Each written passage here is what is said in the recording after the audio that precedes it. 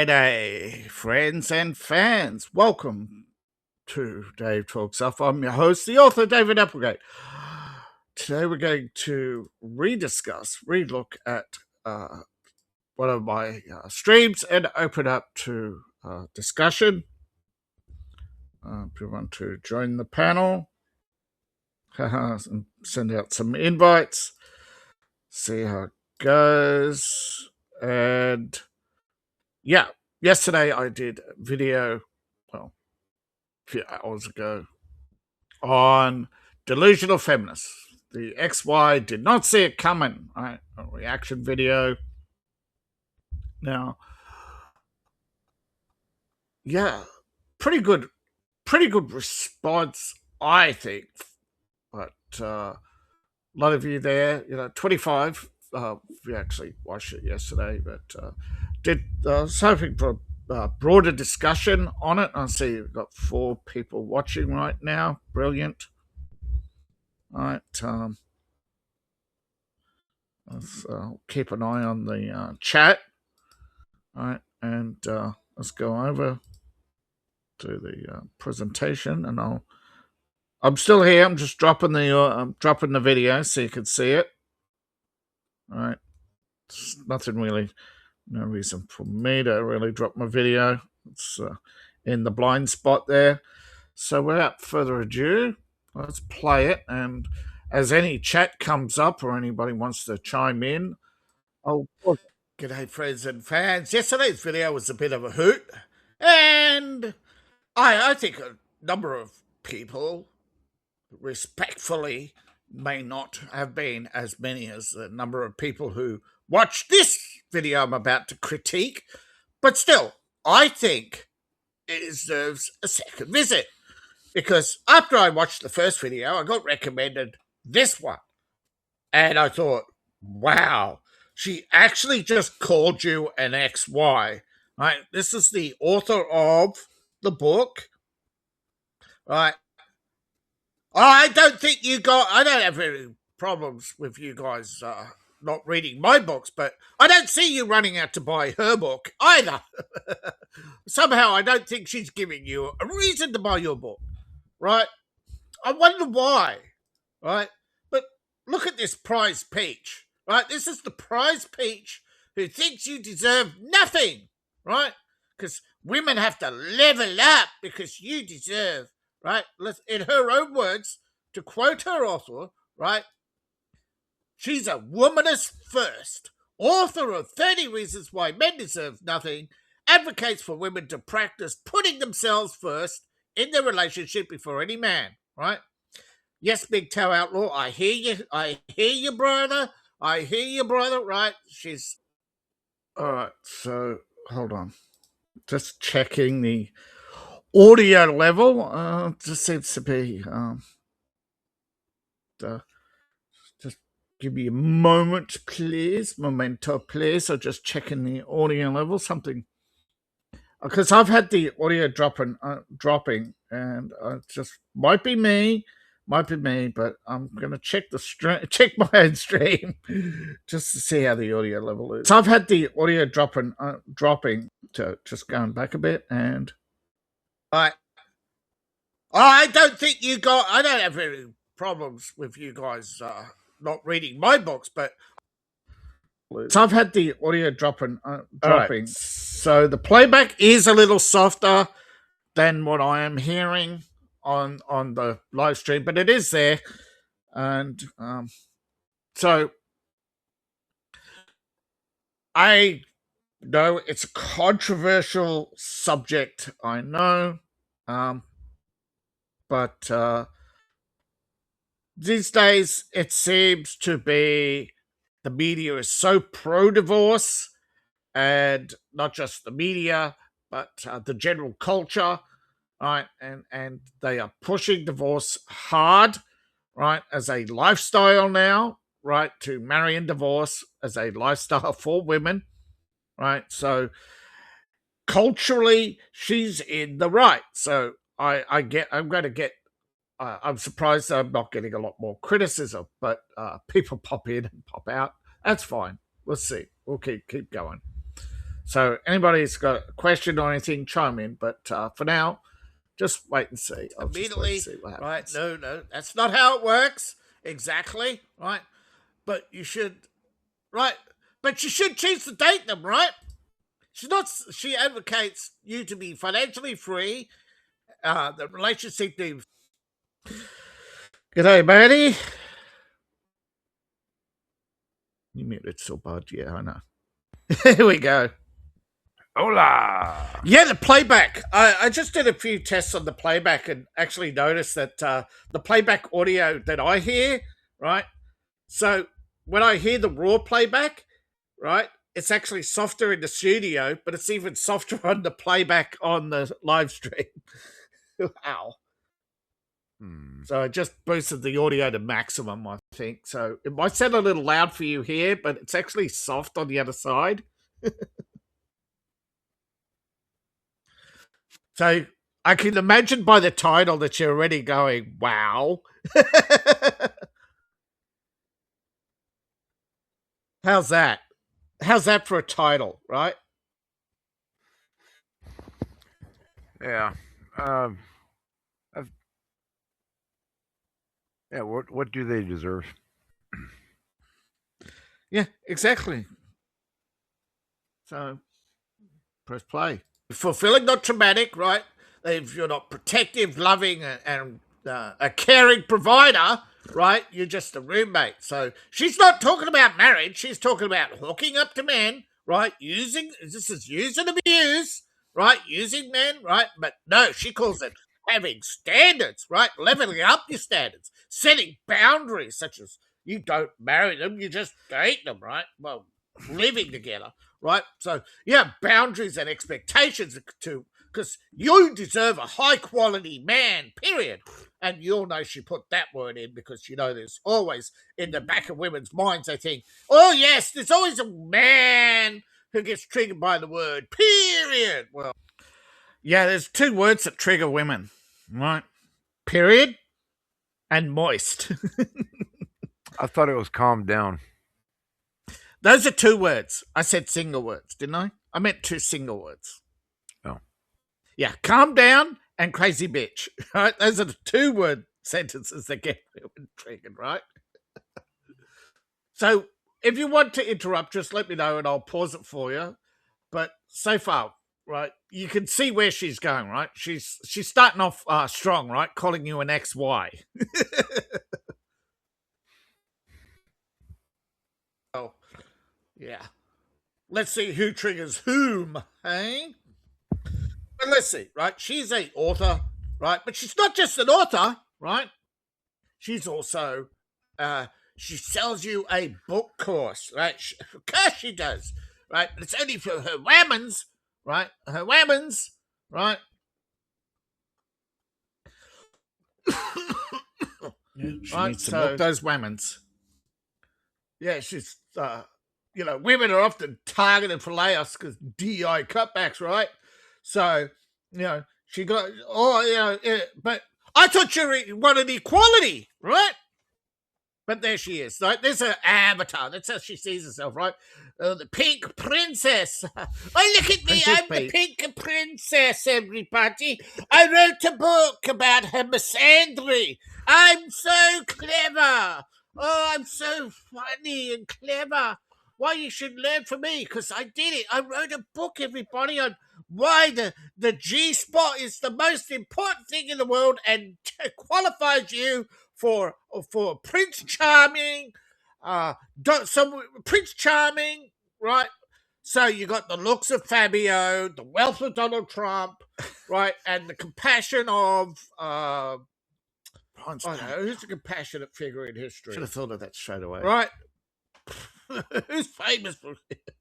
I don't know. Florence Nightingale, right? So they want you to be Fabio in the bedroom, right? Donald Trump in the boardroom, and to sit down on the couch and be there, Florence Nightingale, right? But what she bring to the table? Nothing. Expectations.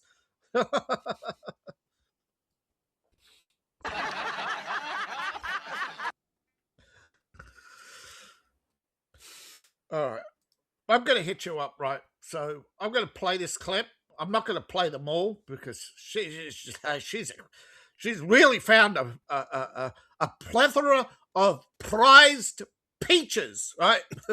Surprised you haven't been screaming at the screen. Blue hair, everyone. Yeah, Aqua. Oh, shut up, Dave. It's blue. Actually, okay. You got me, but it's right. Him, despite the fact that anything I do doesn't appease him. He's not happy with it, but he doesn't do anything I ask him to do. Like, I would like you to spend quality time with me. I want us to like actually talk, hang out, maybe go out on a date, something we do together, anything. And like, it's so hard to get him to care. Like, some days he's okay. Get him to care, right? Kids, the Royal Order of Sour Grapes for having a raisin for a brain.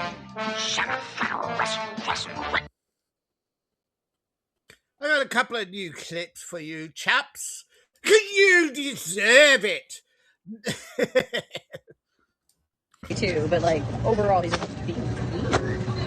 I even told him, I'm like, you demanded so much change out of me, and I've done all of it and then some, and then he's just sitting around hating his life, never doing. Yeah, because see, you yeah. All right. Yeah, because you tune out. Gosh, I stumbled that one. I hate explaining myself. Dysgraphia, man. It sometimes spills over into my speech. Mostly. All right. That's often why I don't write scripts, because I can't read them back. But one of the giveaways that I actually didn't notice is, you notice a lot of these videos, they're going to start with the crazy eyes, right? And a lot of these women, look how heavily makeup they are. Like, it's almost if they are telling us straight off the bat they're pretending to be something they're not. I actually probably had more thoughts about this video after I did it. I thought, really, this would be a good one to open up on the panel. So, yeah, still time. I see 5 of you out there. You got any comments to make? I'll highlight you and yeah, see how it goes. But prize peaches, really, prize peaches, everyone. Yes.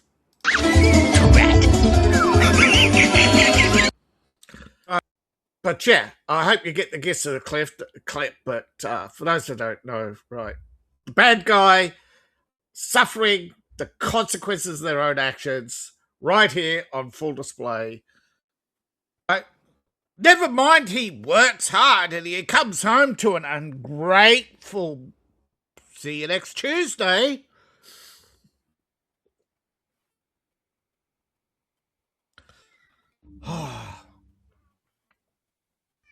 Oh, here's another prized peach. Is that a nose ring? I can't tell. Someone tell me. Wasn't, but I thought it was. Has number 3 in the prized peach collection got a nose ring? I can't tell at the moment. I forget. Let's play. Right, she's got a plastic face. That's a red flag, by the way. The more makeup, the less personality. I'm depressed. So I mentioned therapy and all that, and I was happy about it, and I was looking forward to it. And he was like, yeah, only God knows. Therapy? That's a mental health red flag? A double. That's 2-pointer right there. What's wrong with you? I'm like, okay. A lot no rose ring. Forget what I said earlier. Right. Is wrong with me, but, you know, having 2 deaths in my family of the people who meant the most to me, pretty sure that is a good enough reason to be depressed. Okay, but how long were you clinging to this morning, right? Remember, right, these prize peaches will hang on to their depression for years, right? And want to go on every day about their loss, right? But when you lose a family member, it's like, I just need you to get up.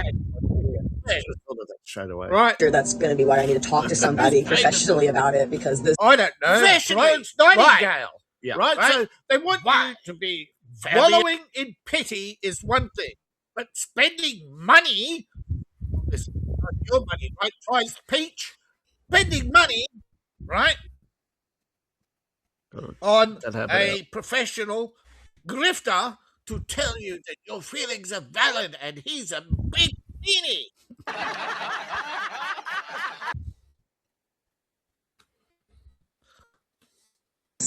Acting like it didn't happen shit and cleaning for you and cooking and just moving on. Moving on with life, yes.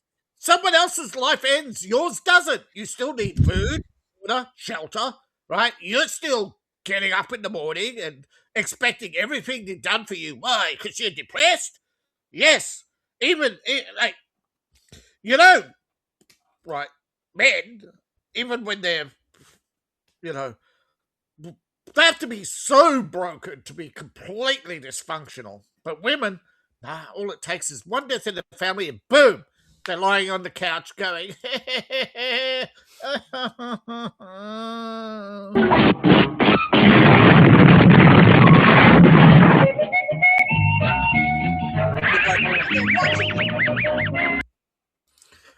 sorry. Yeah, totally got no sympathy for them. They, I think it's almost at the point where I think you could classify depression as an addiction, right? That it's not just the fact that they are depressed, it's the fact that they want to be depressed, that they want to have emotions and experience them at such a rate that it's not actually then the depression that's the addiction, it's the emotional roller coaster, the drama. It's almost if the need for attention, it, and I think, right, you see the eyes, you see the body shakes. These are all classic signs of drug addiction. So, and mental illness and drug addiction, of course, overlap. So it's crazy to think that we can observe a pattern of behavior over and over again and yet still somehow make excuses for it, right, to the point where governments pretty much turn every women's issue into a voting issue, which is why they never get solved. So feminism itself is a self-defeating, because if they solve anything, right, they defeat themselves, right? They no longer have anything to get dramatic over, no longer have anything to catastrophize. You know, you notice that every issue they have, whether it's workplace, health and safety, it's always women issues, the environment, back to women's issues, migrants, back to women's issues. But they catastrophize everything. You know, they say, oh, think of the women and children. Yeah, but you never think of the victims, do you? You never think ahead, right? And when we warn you about college debt. We warned you about the cost of living crisis that overemployment has created, right? Overemployment, right? How many big corporations, and they run at such little margins now that the government is looking at this huge amount of profit. They can't make any tax from it, right? So they can't tax the corporations, they tax your income more, right? And then they tax the sales, which lowers the corporate profit. So while they keep talking about tax the rich, well, they are, but the rich can pass on their taxes. I slipped on the video pause button. Yeah, man. Why? Wonder why did divorce come out of nowhere? Not for him, no. He was sweet relief for him. It was like, finally. Well, I've been clipping. I haven't got enough clips yet. I'm looking for some good clips, right? Yeah, anybody.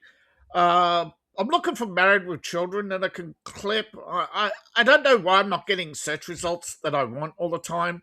I'm looking for a good oh my from Droopy. If you've ever seen Droopy, you'll know what I mean. There's three of them. Oh my, I'm so happy, and I'm excited. I think I need some Married with Children, some Droopy, and maybe some Breaking Bad. I'll see what I've got in Breaking Bad. Yeah. Bundy clips are coming, I think, soon. But I don't know how much of this I'm going to play for you guys. I could play for hours. Yeah. Without the conversation, I think it does get boring, I know. But Yeah, see how it goes. I think the original. He do everything. I think I cut it down from 1 hour. 99% of the bills. He just has the power bill. He's like, it's expensive. I'm like, no, it's not. Oh, yes, it is. Yeah, look at the You're look not. away. You're not. And the grin. Look at the turn away. What's that tell you? Look at the grin. She's lying. She's lying. Okay. Yeah, I'm gonna work on that mic distance. I think a little more.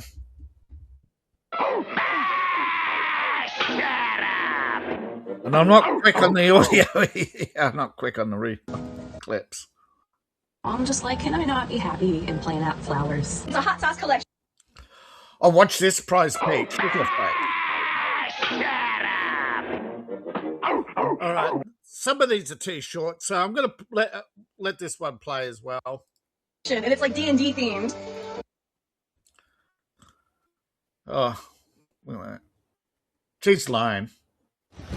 Emotional, damn it. She's lying. Is she lying? Is she laughing? Is she like, she's checking to see if you believe her shit, right? Absolutely. Right? They probably played D&D once, and she said, "Oh, you're an immature child," and she's laughing at you, right? She's laughing. She's lying, right? He probably bought himself a D&D set, right? Have a good old laugh with the kids, right? But she look at the pettiness in the like she's lying, right? And look at the aggression in this one. I went with you to get your leather jacket. I'm like, I would have brought you too if it was for a leather jacket. You just said you needed it to make phone calls. Because I told him when I bought it, I was like, is that good? Because I know you said you didn't want anything fancy, so I wasn't going to try and buy you like a $600 phone or anything unless that's what you want. And he said, no, this is perfect. He had mentioned, though, if I couldn't find the Emotional, damn it. Not allowed to have nice things, man. You have to like she wanted. It's not like she wanted a $600 phone. Like, yeah, what is it with women wanting a $600 phone, right? I like doing it again. What is the value in a phone for you, right? It is the not just the convenience of having portable communications. You are storing things on your phone. So remember, the cost is primarily memory. But for a woman, what is she storing on her phone? Okay, maybe it is taking pictures, but I think today we've gotten to the point where we're spending money on a phone that we don't need to spend money on. I know I've downgraded already twice, and I still, mine cost a fortune. But it's the screen size also the cost, because I needed something with a bigger screen for my vision. But I think a lot of people are over purchasing phones, and I think, is it just vanity? Is women's vanity that bad now? And did I just answer my own question? What do you need a $600 phone for, you know? What do you need a $600 phone for? I know why I got one, right? I know why I got one, and I think you know why you got the phone you got, right? Now, mostly, right, we do admit, right, most of the cost is actually memory, right? More memory, right? More, right? But yeah, if I didn't need a $600 phone, right, I wouldn't get a $600 phone. I'd get a $300 phone, right? Not all of us have a need for, and most women never have a need for a $600 phone. But notice, look at them, right? The glasses, the smug attitude, right? The coloured hair, the expensive clothes. Look at it, man. The fake fur, right?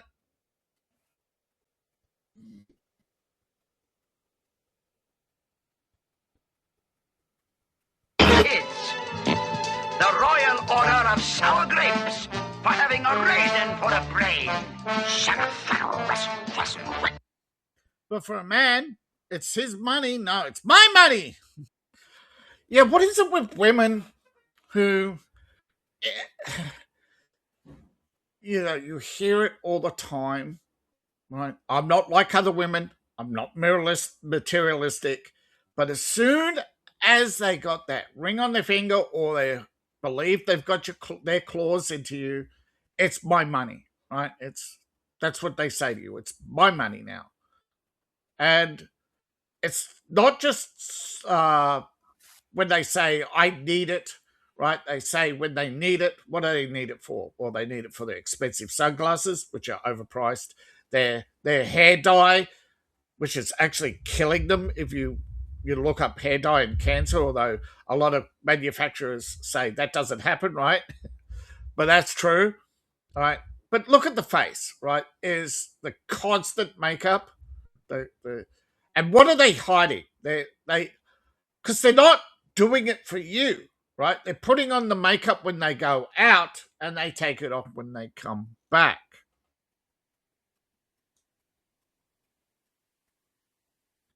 And yeah, I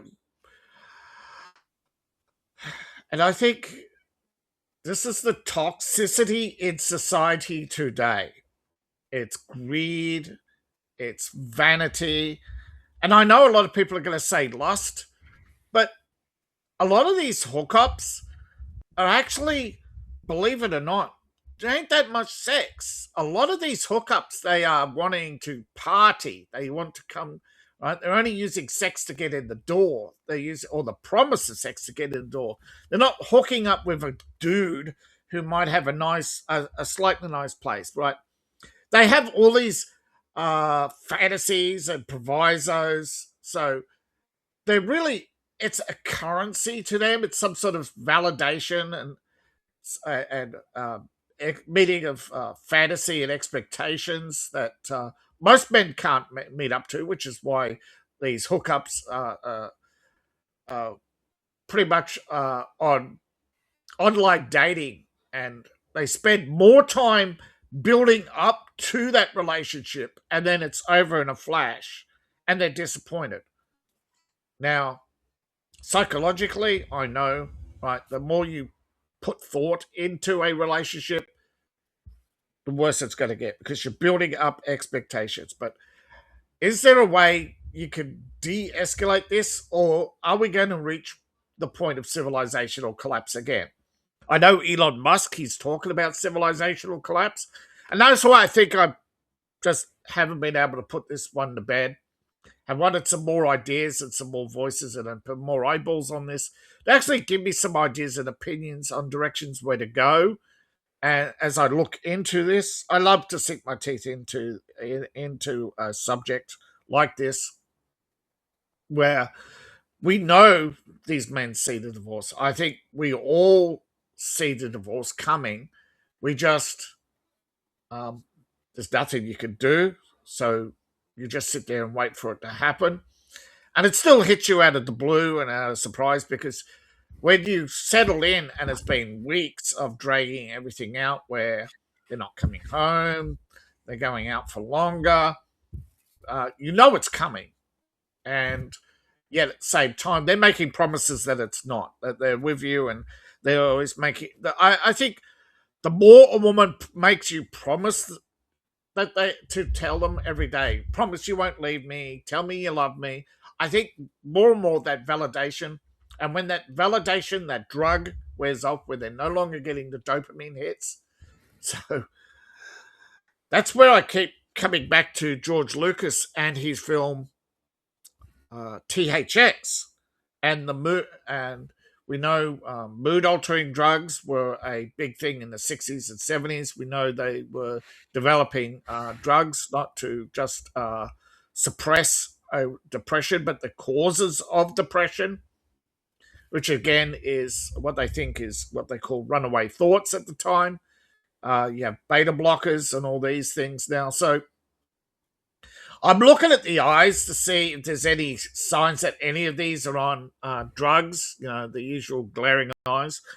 And if anybody sees a symptom or something that I've missed, please let me know. Mine! When I was like, I'm just going through a lot. And he was like, well, everyone's going through a lot. And I'm like, don't minimize my pain. Yeah, everybody's going through a lot, right? What, you act like you're the only person in the world who's having a hard time?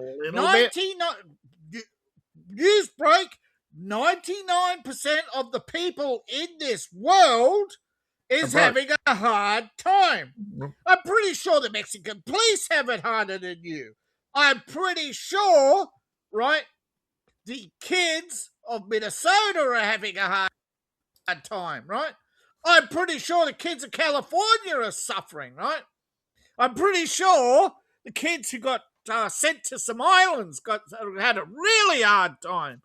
Yeah, I think I shouldn't have said that one, but yeah, I just wanted to so emphasize that she is so privileged that she is having imaginary hard time. She is catastrophizing, and people who catastrophize are immature. Generally, they cannot cope with reality. They're generally brought up in households where every thought, every that they blurt it out, every emotion they have, they blurt it out. Explore your feelings, explore your emotions, and then you have mummy validate them. So they are now chasing that validation because eventually you grow up and your parents no longer validate you. They get tired of you. They push you out. And I think that's another reason why I think some people have short relationships, because they have such a short relationship with their parents. They reliving that trauma of separation. And I don't know, what is the psychological basis for reliving trauma? Is it a brain damage thing, or you think it's why do people relive trauma? Again, I think it comes down to dopamine actually has two functions. One is a reward, but another one is a preparation, right? So for you do something good, you get a dopamine hit, you feel great. But on the other hand, if you are about to face something traumatic, you get a dopamine hit to try and soften the blow, right? So I think that's our fundamental flaw. We have this drug, right? It's not like there's no other drug like it. It's free and it's the most abused drug in the world. And I think again that's the motive behind George Lucas THX. What would happen to society if we suppress this drug dopamine, the cause of both our joys and our woes? And it comes down to the saying, I think, the double-edged sword, right? The things that cut both ways. So, is it the dual nature of this world, or is there an artificial, right? An artificial. Now, I notice a lot more people tuning on X. Unfortunately, X is not cooperating with at the moment. I have to go over there separately and check on you if you are commenting. But at the moment, a lot of times, I don't see your comments on X immediately. So be patient, please. And it's the same on other platforms. It's like they're really stretching the friendship these days. They take your money, these platforms, they promise you. Yeah, and it's just a promise, right? And promises are worth the paper they are written on. So I'm just going to come back to the video and press play. But no, you and your petty needs, right? You and your makeup and your bukkake glasses and your $100 haircut, which is, right, I made a mistake. They're octagonal glasses. The octagonal glasses were the bukkake glasses of the 70s. The more people associate the bukkake glasses with the Batwing, I know, but actually in the 60s and 70s, the big round glasses, or what they call the octagonals. I don't get it, right? But a lot of women are wearing glasses they don't need. But I'm looking at this, and it looks like she does actually have the tint. I see the tint. I get that with my glasses when they're thick. So yeah, she's myopic, but that's neither here nor there. But yeah, it's usually bukkake glasses, I bet it's like is associated with people who don't really need them. They're like a face shield.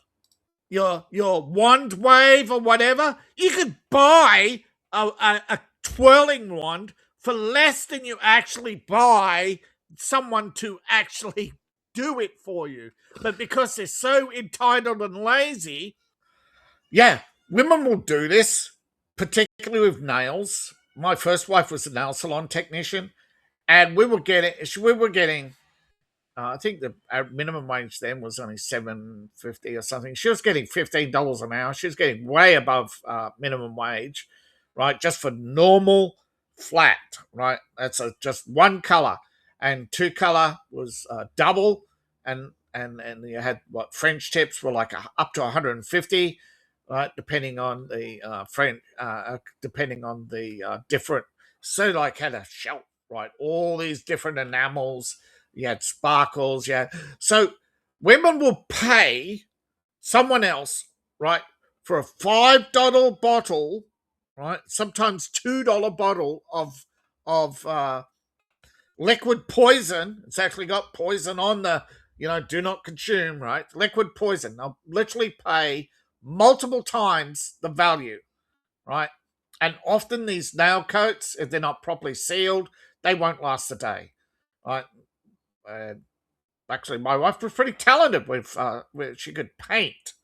Okay, she could paint flowers on people's nails, something that was pretty rare. She was earning good money from that, but that's a difference in skill, right? Skill, yes, you're worth the money, but a lot of women they're getting single coats that they could put on themselves, and it's the same with the hair wand, right? Look at her hair; she can't even be bothered to brush it because if she brushed it, she loses her style, right? And this is how we see the slow decline of society. You would look at Farrah Fawcett. She said she couldn't leave the house unless she brushed her hair, right? And she would style, and she had stylists and everything. She would put on a scarf to race to the barbershop, hair salon to get her hair done every day. And that's what sent her and many women, actresses, broke. See, it's not coming out of the blue, but we're seeing a slow decline in quality, right? Compare Farrah Fawcett to her, right? You see how quickly society is becoming, what would you say? What's the word where you're living in a society that is a shell of its former self, right? Right, you're living techno-barbarians, right? We're becoming techno-barbarians, where we're living in a society that we cannot rebuild, right? That we don't have the means to build again, right? Because we don't have the skills, right? They'll get a whirl, and then they'll spend the next year unbrushed, unwashed hair, right? I might have exaggerated there, but it can be up to a year. It's usually a month. I got the stats wrong. You can imagine the skank, right, that you get from her smelly hair, right? Look at it, right? How long she been in that car, right? For her to be that frizzed, right? But of course, what'd she do? Yeah. The good old French bath. Another one with Kids, the Royal Order of Sour Grapes for having a raisin for a brain. All right. As we get further in, I'll pause less because I can get a bit longer and longer each time. But can't go over like too long. But I'm not going to play them all either. Minimize my pain. He sees that I was cleaning the whole fucking house, so he sits down and he does nothing. And I'm like, you can try to help clean or do some shit though. I'm like, oh. Like what? Work a 9-hour shift and work a 9-hour shift? Look at that. Like, yeah, that's your value right there, lady. That is your value right there. But nobody helps you. People ask me all the time. That is your value right there. I loved him. But nobody helps you. Sure, People ask me all the time. that is your value right there. But nobody helps you. People ask me all the time. That is your value right there. But but nobody helps you. Emotional People safety. ask me all the time. That is how your I've been value doing. right there. Emotional safety. But nobody helps you. Love. All right. Active her partner becomes. I recently saw this TikTok and this woman was talking.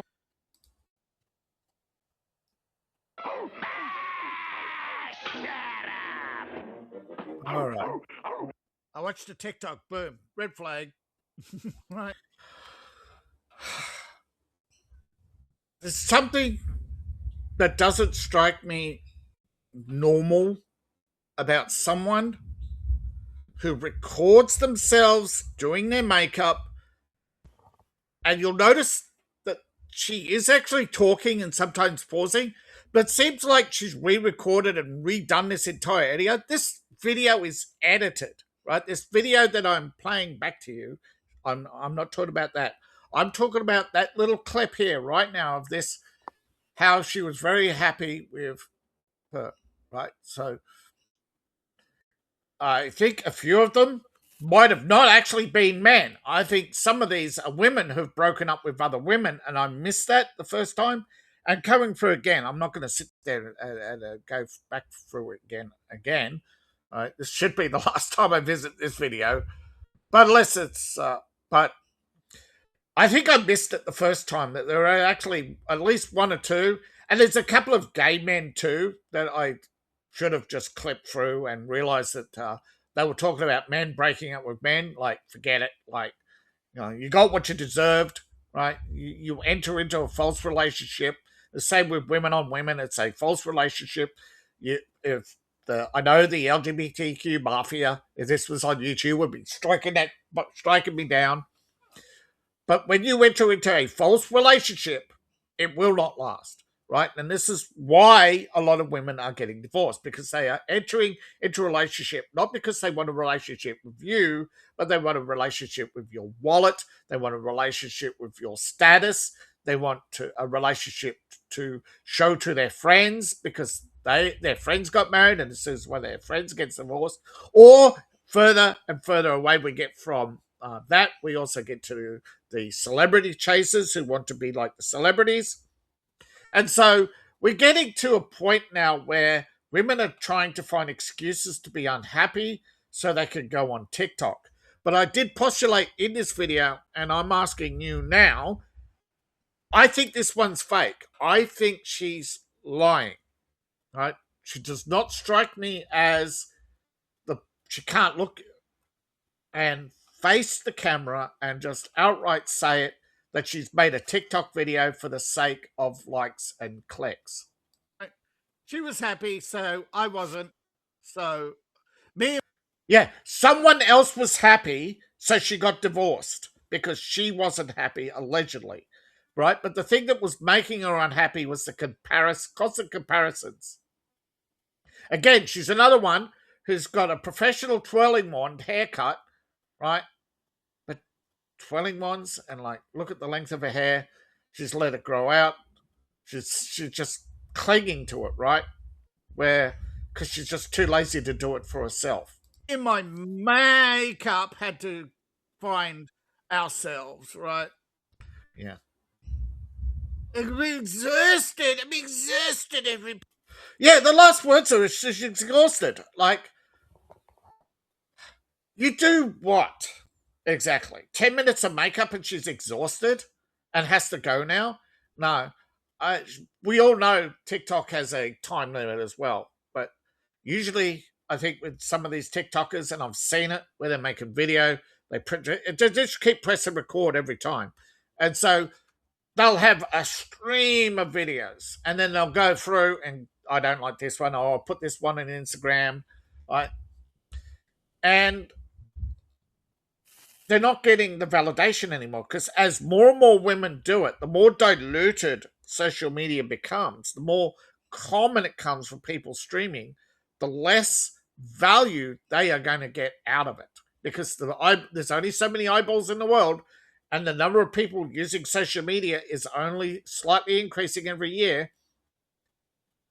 But are they removing inactive accounts? Well, they might unsubscribe them from you, but I think overall, no. I think YouTube and you'll find this too with some of your banned accounts. If you've ever been banned on YouTube, you come back like a year later and it's active. You never asked for it to be active. So they are unbanning people simply for metrics, right? They're not really want you back on YouTube. They want you glued to it. But yeah, it's a social media disease that I don't think has yet been explored. I don't know if anybody out there has any ideas, but if you do, let me know if you know what it's called. If this social media disease, buddy. Brag about helping out around the house, and it went really, really well. The fake smile, the cuts, All the cutscenes. Let's see. Yeah. Right? Is there any? Yeah. I should have picked up on this. Yeah. This one's AI. Does that Right, look her like background there's is AI. any actual genuine happiness or sadness, right? They've got no shame, right? Look at them. They're actually happy they destroyed their relationship, right? Actually actively happy they destroyed their relationship, Yeah. right? And same with the next one. I think the next one also expressed how happy she was.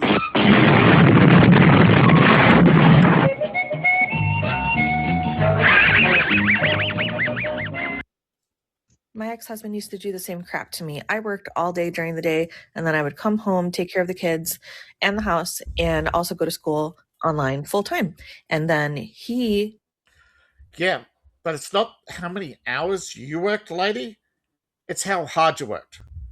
Now, I'm going to try and find this stat again on exactly workplace.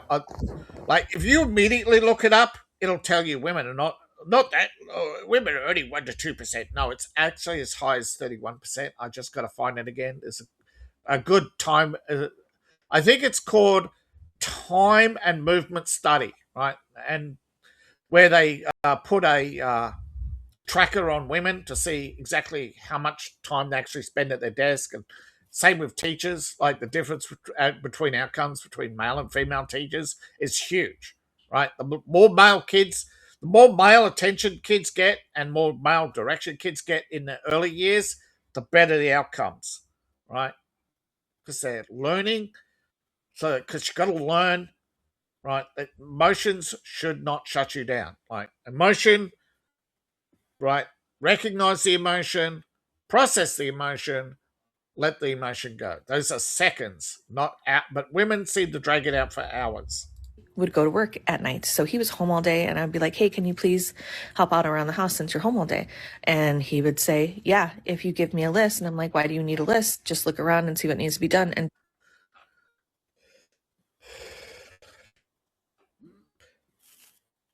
Oops, right turn, Clyde. it's like, okay, sit around.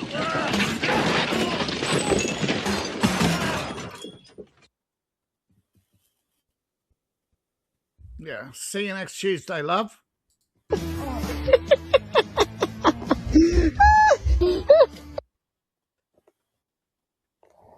It's fucking funny, right? We sit down, right, all day long, right? We right? Laughter is our escape valve. If we do not laugh at the absurd, Didn't pick it up the first time, just had to look up and check. Constantly brushing your hair like that is a psychological disorder. If women are doing that, that's a red flag. It is literally called hands in hair syndrome, right? You could look for it with split ends. You could look for it with the hair dye on their hands, right? This is a fidget syndrome. A fidget syndrome is part of a broader syndrome of anxiety, stress, or a inability to regulate self-control, the inability to sit still and be quiet, right? Because often with those who fidget with their hair are also talking. And I know, right? They're streaming. You've got to be talking, but it can actually be linked to confidence and deception, right? She has a false confidence and knows that she's not really confident, right? Right? So she's unable to concentrate. She's unable to focus. She knows that she is aware that what she's saying is just untruthful. So I'll try to remember that going on. If they are brushing their hair multiple times while talking, they're not actually showing interest, right? That's actually false. When women are touching their hair, you get told by body language experts that's they're showing their interest. No, that is a false flag when they're putting their hair over and leaning their ear forward. It's actually an excuse to brush their hair, look away, and see if they're valid, right? If they are valid in that they're not confident in your interest in them, so they're trying to validate. They're not confident enough. They're trying to elicit a response. So the more they do it, the more they are going in the opposite direction. The less they are believing you and the less they are believing themselves. This is why body language experts, they sit there all day. They can pull apart a video for hours, right? But at the end of the day, their little synopsis is always qualified by, in our opinion. So, in my opinion, right, body language experts, particularly the pickup artists, they are misleading you because they want you to keep coming back. They don't actually want you to succeed. So, stop watching pickup artist videos. They don't want you to succeed. They're actually misdirecting you. Ridiculous. Right, someone has an accident, right? Instead of crying about it, you laugh, right? What happens when you teach a kid to laugh when they have an accident, right? They don't become whiny. You actually teach them confidence. I missed that part. Confidence is the first and foremost. You teach kids to get up, be confident, to brush themselves off. Even if you're hurt, crying, try to get them to laugh is really, really important that we, particularly with young men, we teach them to get up again. Whiny little brats, okay, who stand there and cry for attention.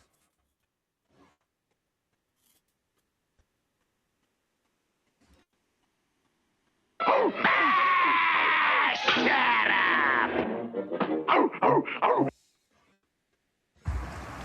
Oh dear. Bundle of sticks alert. Where do we begin with this one? The divorce came out of nowhere, right? One of the things I've noticed about men is that it's not so much about the behaviors they engage in and what they do, but more about where the line is. I'm trying not to explode, man. Men are more curious about when they've gone too far or where other people feel that they have gone too far, rather than just recognizing that what they're doing in itself can be harmful or dangerous. And because a lot of men have different views, different senses of humor, and different ways of upholding these behaviors, it then reaffirms and enables men to... All right, that's enough. This academic ponce, this bundle of sticks, this merry man from the down low side of the Robin Hood hoodlums, right? Speaking a bunch of nonsense, right? It's freaking obvious, right? They're intolerant, right? You imagine, right? If I said women, right, got different values, they got different sense of humors, different levels of intelligence, and that they all creates a toxic environment, I'd be a sexist, I'd be a misogynist, right? If I told them that because they have different sense of humor, right? That have you ever noticed that women, right? The more you do, the less they like you, right? It would be. I think some people, well, I don't know how many people believe me or not. This is a theory that is kicking around that one of the reasons why women get divorced is you're doing too much for them, and they eventually start to resent you because they cannot honestly say to you their true feelings. Okay, believe me or not, most divorces come down to she's bored, right? She resents you, or she was only using you. They'd be this little white knight would be all over you, right? Another thing I noticed: this guy has facials. Okay, look at how fresh his skin is. This guy is doing the creams, the posing in the mirror. He's doing the gel in the hair. Yes, yes, sir. You definitely went to the something about Mary School of hair gel. Right, different expectations. Right, there would be right. What is he actually getting to? Nothing. Right. We're all different, for therefore that's bad. That's toxic. Right.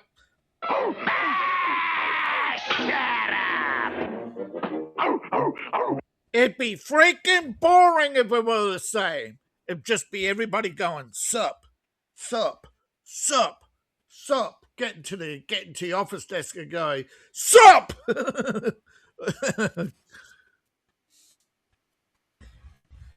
I shouldn't joke about it, but there are literally days where you do feel right, and I hope you never get to that point of frustration where you want to break a board on your head just to feel something. If you ever get to that point, please watch a mgtow video, right?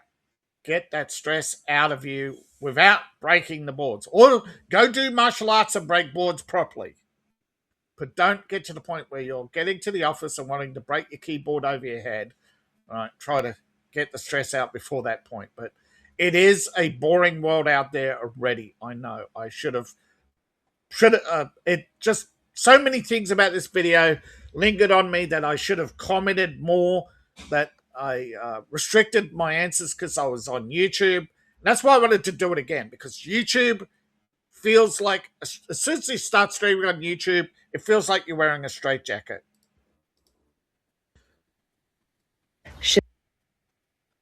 Warning alert, collagen lips. Okay, right. Big red flag. Women who pump their collagen lips, that's a professional blowjob, right? These are women who use men professionally. Should I really be picking up after him? Yes. Just because he goes to work and brings home a paycheck? Yes, abso-freaking-lutely, you ungrateful, entitled child. Yes, see, mgtow, I said it first.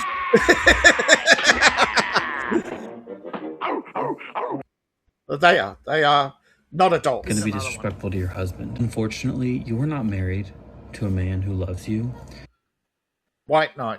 Actually, I thought he was gay. That's because you're gay, no, and you're in love with the idea of having feels orgasms and having no responsibility, and having no children. He's probably got his wife. I got it right the first time, in the back there, listening to make sure he says all the right things. But is that a micro? I can't tell. I can't tell what that is on the on his. You are a masturbation addict. Necklace. Next. Yeah, that is what actually homosexuality is. It is a masturbation. Male feminist. Emotional, damn it. I had the privilege of living in the 70s, man. Yeah, I know. Maybe you do want me to play the whole clips, but do you really want to sit there for 3 hours? Yeah, that was my thought, right? Copyright issues. If I played every clip through, because the original video was Ask any creator, right? We're all taking a risk now playing clips for reaction. Yeah.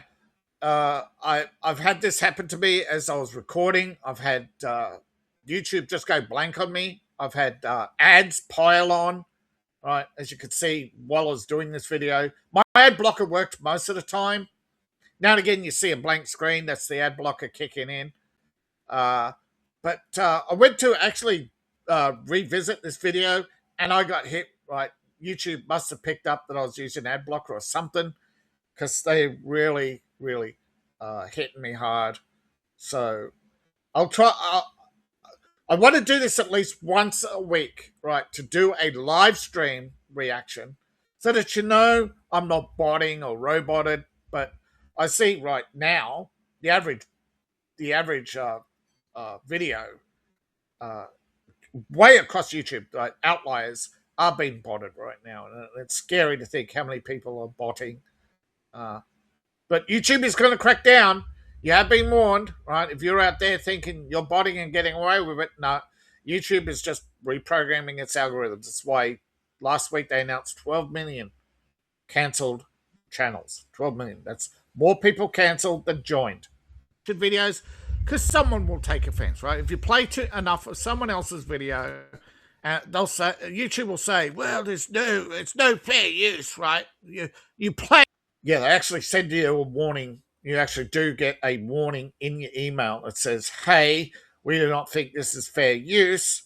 And after 3 of these warnings, they hit you with a copyright strike. They're not, unless you do a movie, they're not doing you a strike straight away. They are trying to keep as many of us on the platform as possible, but only if we play by their narrow parameters. So that's another reason why I don't play this video again all the way through, or other videos all the way through, or play every second of a video. I'm trying to cheat the content detection algorithm so that I am putting more content into my video than I'm playing back. Now, this is up to you if you're a streamer to do it, but I'm just warning you that I've had a warning, right, that fair use, you have to put more in than you are playing back. The entire thing, right? There's no fair use. Right? It has to have probative value, educational value. Yeah, probative value. I forget what the definition is, right? But I think actually meant entertainment value. Right? I was just reading. I just read the email before I went to make sure that this time when I did this video, that I would not be just playing my own video back for the sake of playing my video. That all these thoughts that I've had, right, particularly about these fake personalities who, well, she's drugged up, okay, but these fake personalities who are, and there's a lot to discuss here if you still want to discuss it, right? And anybody wants to come up on the panel, we could discuss. We're almost there. I might let it all play out. Value. So I got to somehow educate you, Neanderthals, because you're too stupid to educate. I don't mean literally you are Neanderthals. What I meant to say is YouTube thinks you're Neanderthals. You can't figure it out for yourself. What's fair use? Yourself, right? So I can't just entertain you, right? YouTube thinks you're on Neanderthals who need, a little bit of hand holding, right? So here we go. Right. All right. Can you guess? Right? Can you guess what this prized peach is going to say? Actually, the divorce came after this. Motherfucker. And this. Dropped on your head by your mother. And we can't leave out this. By your mother. Why are And last but not least, he tried to park his bike in my toddler's bedroom. She's a drug addict. He's a drug addict. What did you expect, right? It's what women do when they're drug addicts. They'll find a drug addict to hook onto, but when they suddenly stop being a drug addict, well, they don't know what to do with you anymore. But he's still getting high as a kite. Dude, there's no context.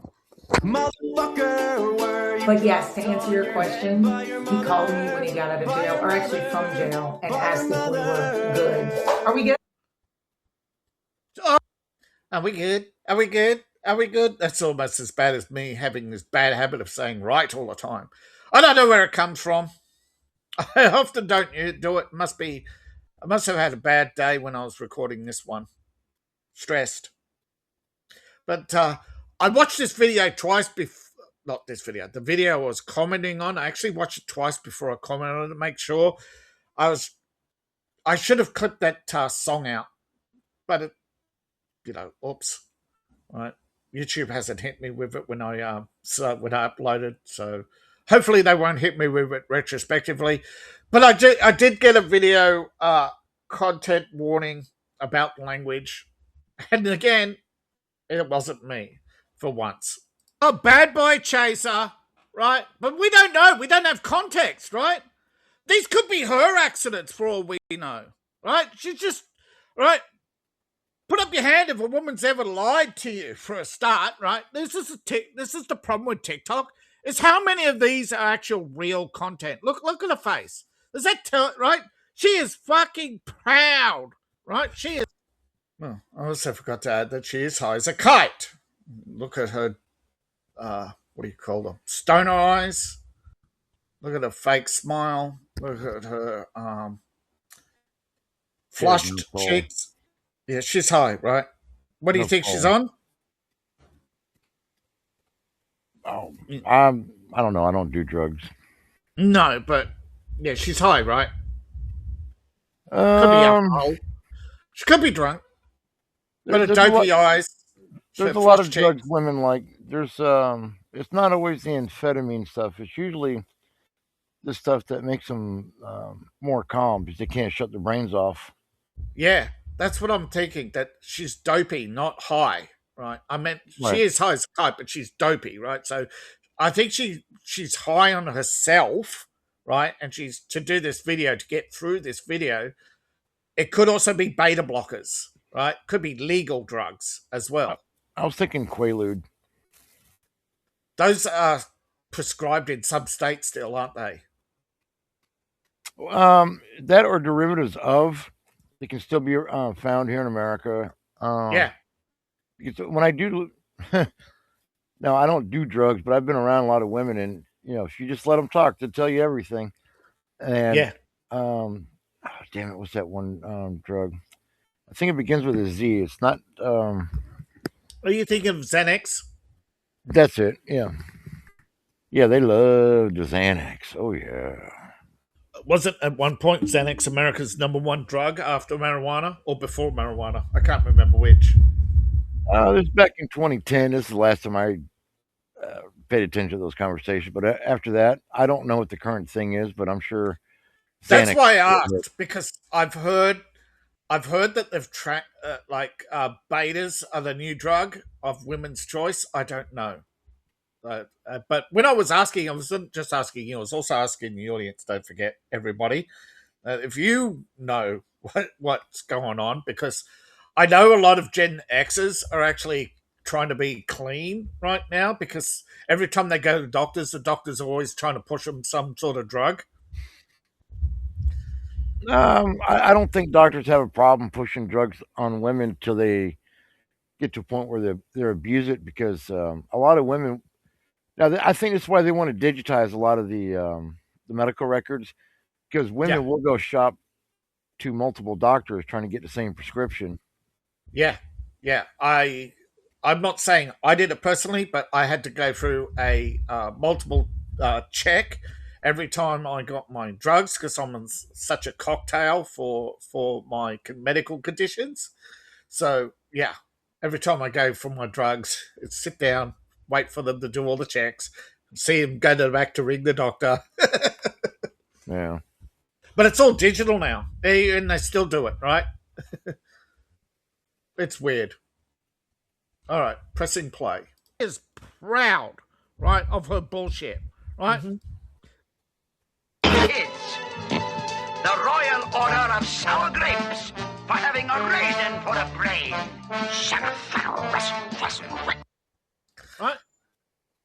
What if he had a disorder, right? What if he had a yeah, a lot of mentally ill people are self-medicating. I will not admit to what I self-medicated, if I did, but I have heard that a lot of people self-medicate, particularly marijuana, to calm down, particularly manic disorders, which I may or may not have, because they cannot properly diagnose me. Right? Every psychiatrist I've ever been visited, has come up with a different diagnosis. And again, it's a disorder in itself. Plus, dysgraphia is not something they really care about either. But that's my main disorder, is dysgraphia. Right? That's my written language. It's primarily expressed through written language, but it does come through with some people through their speech and through their general reading. Right? When you read, you're actually reading to yourself, and when I read to myself, I could look at it. I don't read the page. I look at the page. If you understand the difference, right? I cannot focus on the sentence. I can only focus on the page. Interesting. Yeah, it is why they came up with the diagnosis. My last diagnosis was neurodivergent, okay? I do not have a standard thinking pattern, okay? And dysgraphia comes under ADHD, which ADHD is now a subsidiary category of neurodivergent. So they are updating mental illnesses as well now. But as you may notice, they have taken homosexuality off the mental illness category, except for China and Russia. I think they're the only two in the world now who considers it a mental illness. And again, it's actually homosexuality is a derivative of addiction, right? It's a sex addiction. That I would probably agree with you on that one. From what I've seen and the people I've known, it is more about the sex than the connection. Yeah. Yeah. No, I had a roommate who played straight, but he was a bent banana, right? Double dipper. Yeah. Yeah. He would go out on dates with women, but he would sleep with men. Yeah, there's a lot. That's happened here in America because some people have to keep up appearances. Yeah. Because people say, "How come you ain't got a girlfriend? What's the matter? You a fag?" As a matter of fact, people have tried calling me a fag a couple times because I didn't have I'm doing finger quotes, a steady girlfriend, but I had multiple women that I was dating at the same time, and I couldn't just present them all around because I was afraid of them running into each other. So I just found it easier that these women would just stay at home. I would visit. Anyways, you know what I mean. So yes, so some of the people, especially the people I worked for at the time, they were well to do, and they don't like and I was in my late 20s. They don't like good looking young men who are in good shape, not being tethered. So they tried that shaming language. What's the matter? You a fag? Like that. Yeah, because it's the valid. It's if you're not doing it, and they feel like they feel that there's something wrong. That I don't know what it is about society, right? Because someone who is mentally ill, right, suffers the shame of mental illness, right, because of how others treat them, right? You shouldn't be ashamed of it, but they shame you for having it, right? The social isolation, right? Can't keep a steady girlfriend, can't keep a steady job, because as soon as women figure it out there's something wrong with you, they're gone, right? They think they're in danger. Right? You're not in danger from the mentally ill. You're in danger from those who are pretending not to be mentally ill. Okay? There is a difference. Oh, right? Sure. I don't think they thought me that way. They just don't like the idea of being a Jack the Lad about town. They want because the women, because all the women, so the people I was working for, there was some other family in there, and everybody was either married or engaged. So they need their validation, right? They feel that if you could be single, why can't they be single? No, you have to be married because I have to be married. Sure. So yeah, I just let them believe whatever they wanted because, even if I was only 28 and I'm dating a 20-year-old, they're like, "Oh my God, she's young." I'm like, "What?" No, we're still in our 20s. If I'm 38 dating a 21-year-old, all right, you see, we're somebody. Anyways. I was 16 years older than my first. I was 16 years older than my wife, and she became uncomfortable about that, and amongst many other things. Right? Sure, so but there's social pressure on a lot of these women. I find it's more of a control issue. They like to see a man who comes straight home from work and has to report to somebody. Yes, it is a validation issue. Yeah. And some of these people I work for, it was usually the women who were in charge because they were left, they didn't earn all this money. They didn't design the empire that they created. It was divorce. Inheritance. Yeah, inheritors. They still call it inheritance. Yeah. Well, there was a couple of cases of inheritance. Yeah. But I don't know if there's a psychological difference between those who inherit and those who get it through divorce. But according to sociologists at Harvard, right, Hmm. it's actually not so called the 3 generation rule. It's more like the 4 generation rule, right? You have the first couple of generations who build, but the one we usually credit is the one who built the last stage of the empire, right? And Right. then from there you start to see the decline. So you'll actually see the rise like Henry Ford and Henry Ford Jr. or Walt Disney Jr., and then his brother, and then the decline, right? You'll see you'll see actually multiple generations of builders. In the bigger the empire, the more the builders, the quicker it falls, it seems, right? So take the Carnegies, right?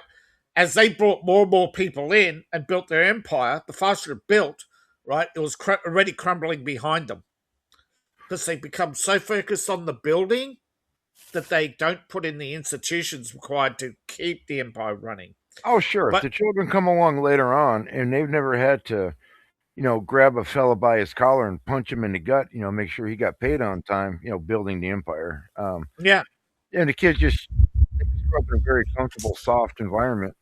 Hell, yeah, they care. yeah, They got nothing to and protect that's because they didn't yeah. fight for it, they didn't earn it. They It's didn't- called the boomer curse. It is literally these days called the boomer curse, where the boomers left everything to the millennials, but they never left any of the experience on running, building, maintaining, or rebuilding an empire, right? So not only do they not have the skills to run it, as it's falling apart, they have no empire building skills. So a lot of them go broke and stay broke, right? Oh, not only that, most of these young people, it Yeah. is an effort to have to maintain that bit of empire because you have to check on everybody, and sometimes you have to use the big boy voice. Why not just sell it all off and just go live a life of luxury? Just have shrimp cocktail and have cocaine and hookers on the beach somewhere until you die.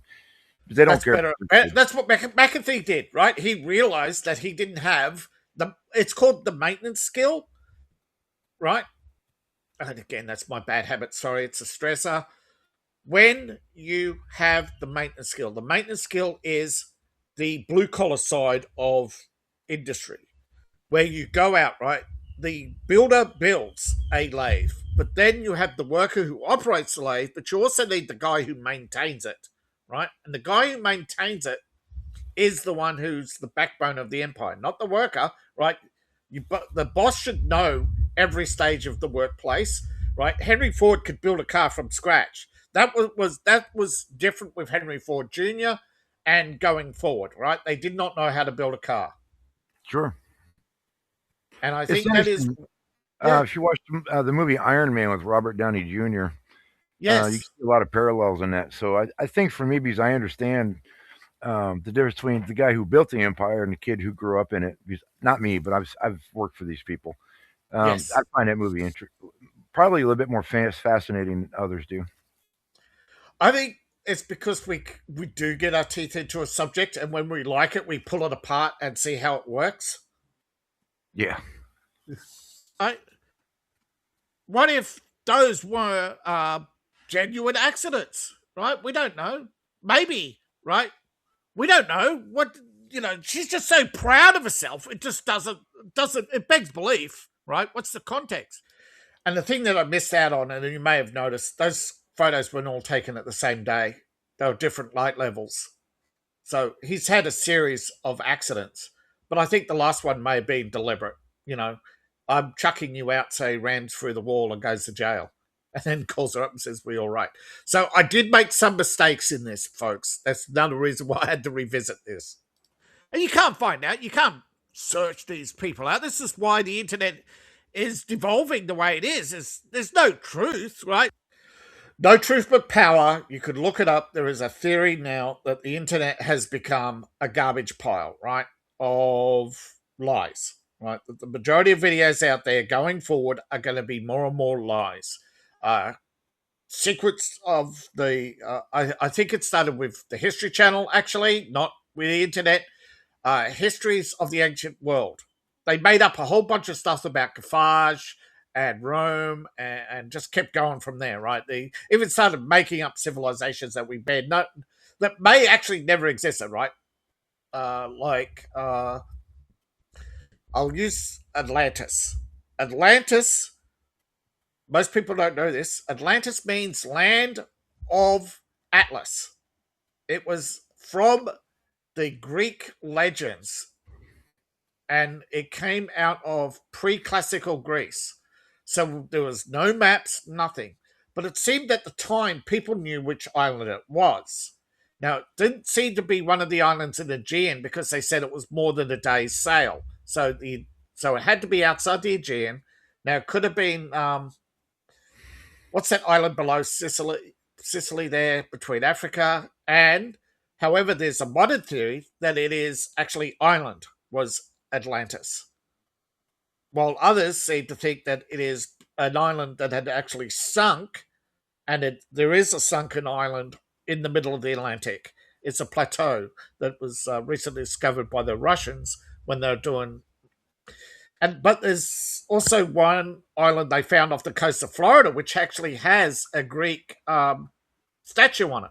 They don't know where or when it was built. Yeah, So there are sunken islands around the world. there's the massive one you're talking about is in west of Africa out in the ocean, and it looks like it has roads, grids. It looks like a civilization was there once upon a time. So I can see why people theorize that one. Yeah, but see, Atlantis was discovered multiple locations, so it's possible that as the sea levels changed, because there's actually a Roman period where they actually have this Roman bath, that's underwater, and it wasn't underwater originally, but it's now actually wasn't the sea level that sunk; it's the land that sunk, right? The land around it sank. So there's a little piece of Italy that sank. There's a little piece of Ireland and parts of the Netherlands. One third of the Netherlands has sunk already, and they believe they're going to lose another third in the next 100 years. It's not the oceans aren't rising; some land is sinking. Right? You know, America's. Now you mention it, I believe not too long ago. Well, I saw a documentary where the east of England, again, right under the ocean, they found a grid pattern where there was possibly villages and whatnot. Yeah, that England that medieval England used to be much bigger from the south of England. The Bath was actually up on a hill at one point. I've been to Bath. Now at sea level, yeah. Yeah, that when I went to Bath, the first thing I saw is somebody's totally uneducated, and I was not prepared for this place. Because there's I wouldn't call them mountains, but they are rather large hills. All the houses, you instantly feel like you're in the Mediterranean. Yeah, because all of Bath was all that. I don't know how the Romans. I don't know how much time the Romans spent looking for the correct stone to make all their buildings and everything, but it looks just like everybody Italy in Bath. It is. Bath is the oldest and longest settlement in England because Londarium was just a landing point. It was just Roman docks. It was a fort, and they spent most of their time defending it. Actually, for some reason, they were actually able to move south with a lot of these stones. But those hills are artificial and were there before the Romans came. And they were known as elf mounds. Well, I know they had a lot of hanging out with my English friends. They would often talk about what they call the mound builders. Yeah, the mound builders were actually called elves by the Danish, who first recorded these hills, and they actually found these holes in them, which is where the word barra come from. The word barra was actually grave, right? A hole in the mound. And they actually found people living inside. These villagers didn't even know there were people living under the village all this time. Yeah. They'd only come out at night wearing cloaks to hide their appearance. But everything was so predatory back then, so you'd have to have some kind of. So you got to have some sleep sometime, I guess. Yeah. But but there's legends that specifically from the book of Dana in Ireland that talk about the mound people and the Alp, right? Saying that they were keepers of the Alps corpse, right? The keepers of the dead. So there's a lot of strangeness in legends, but we know there are like pages missing and all sorts of stuff, right? The Book of Dana is not complete, but it's interesting that they mention the Celtic invasion. So they actually know Ireland was invaded by the Celts. It wasn't originally settled by the Celts. It was invaded. That there was the Forban, the Alp, and other peoples there before them. So, yeah, stolen land, everybody. Right. It's free speech. So, Iceland, Greenland. Well, yeah, Iceland. Yeah, Iceland actually originally said there were no people there before them, and then later said, "Oh, yeah, there were people before them," and they called them elves, right? And I think it might be elf might be the Viking word for native. Yeah, there's a lot of lore and really fascinating history in England. I didn't get into when I was there, and I really don't plan on returning over there, especially now with their political environment. Actually, I got my lore introduction to elves in the Netherlands from a history professor who I believe was French or Dutch French, and so language barrier there, but he's English. He just at first just heard me speaking English. He just wanted someone to speak English to. My father had a friend who was a French professor who'd been to Vietnam, and he was actually there he had been there before the war broke out, and he was there for a while after because the Vietnamese were interested in his archaeological digs and it was called the Angkor Kingdom. Okay, there was a kingdom before Thailand, and it spread through Cambodia and parts of Vietnam. But the Vietnamese had no written history of it. They only have the ruins. Okay, they know nothing about the people who lived there, right? Because the Viet kin, right? They were on the outside. They were never allowed into that kingdom, so they know nothing about it other than it existed, and they were so territorial. But they do know that they were Hindu in religion. But they also have legends of the elves. And it might again, right, be a thing that may be laziness on humans, but it does appear that elf, dragons, dwarves, giants, and goblins are universal. But as for orcs, that actually comes from the legend of Orcus and the worshippers of Orcus in Austria. And I'm getting way off track here, but this woman here plucking her eyebrows, this is what I said before about people who fidget, women who meticulously do makeup. Now, the disorder is literally called hands in hair, right? It's a fidget disorder. And excessive makeup is actually a disorder as well, right? Where you obsess about your appearance, like vanity to the point of obsession. So look at her face, look at her eyes, and you see the dead stare. She's not been genuine. Anything, and the problem is people out there believe that everything, right? Believe all women. No, you don't. You mustn't. You must never, ever take a woman's word for anything, right? Until, right? But if they're negative about you, right? If they're negative about their ex, I can guarantee they're negative about you, right? They're negative about everything. There's big red flags right there, right? Yeah. But you never believe them when they tell you all the horrible things in their life, right? Because that happen to them. Because they're just pity points. Exaggerating, catastrophizing. Right? You're telling me that 90% of the fucking planet are worthless, right? Oh, sorry. Sorry, I meant 40. 40% of the planet are worthless, and that you're all peaches, right? Perfect peaches. Yeah. He was in a shock. Right, look at her, right? Well, what's makeup, right? Narcissism, right? Vanity, right? Look at the vanity, right? Do we need to know what she's saying? Do you really need to know? Like, look at her face, right?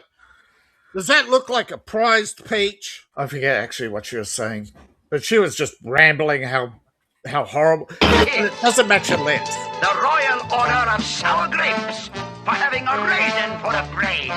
Son of I know she was doing a lot of sour grapes, but when I watched it the first couple of times, her words weren't matching her lips. She redid her audio. A lot of them have redone the audio, if you notice, right? No, But I they're haven't. but they're overdoing the word narcissist, and I fell into that trap of saying narcissist. Right? Vanity is not quite narcissism. Narcissism isn't just about your appearance. Sorry, I got a phone call. I'll just press play and yeah. Look at that. Prized peach, everyone. Prized peach. Level up. Right? Level up, everyone. So, come on. Well, the shit's about to get real, everyone. The shit's about to get real. I'll start cleaning the toilet once a month. I shit you not. I'll start cleaning the toilet. I'll start cleaning my own shit ring. So we need, right? Do we really need, right? Really? Come on. Okay. That was just an update to say that they don't have an update on my computer getting fixed. Right. All right. They're overusing the word narcissism. Now, narcissism is a set of symptoms. It's not a disorder on its own.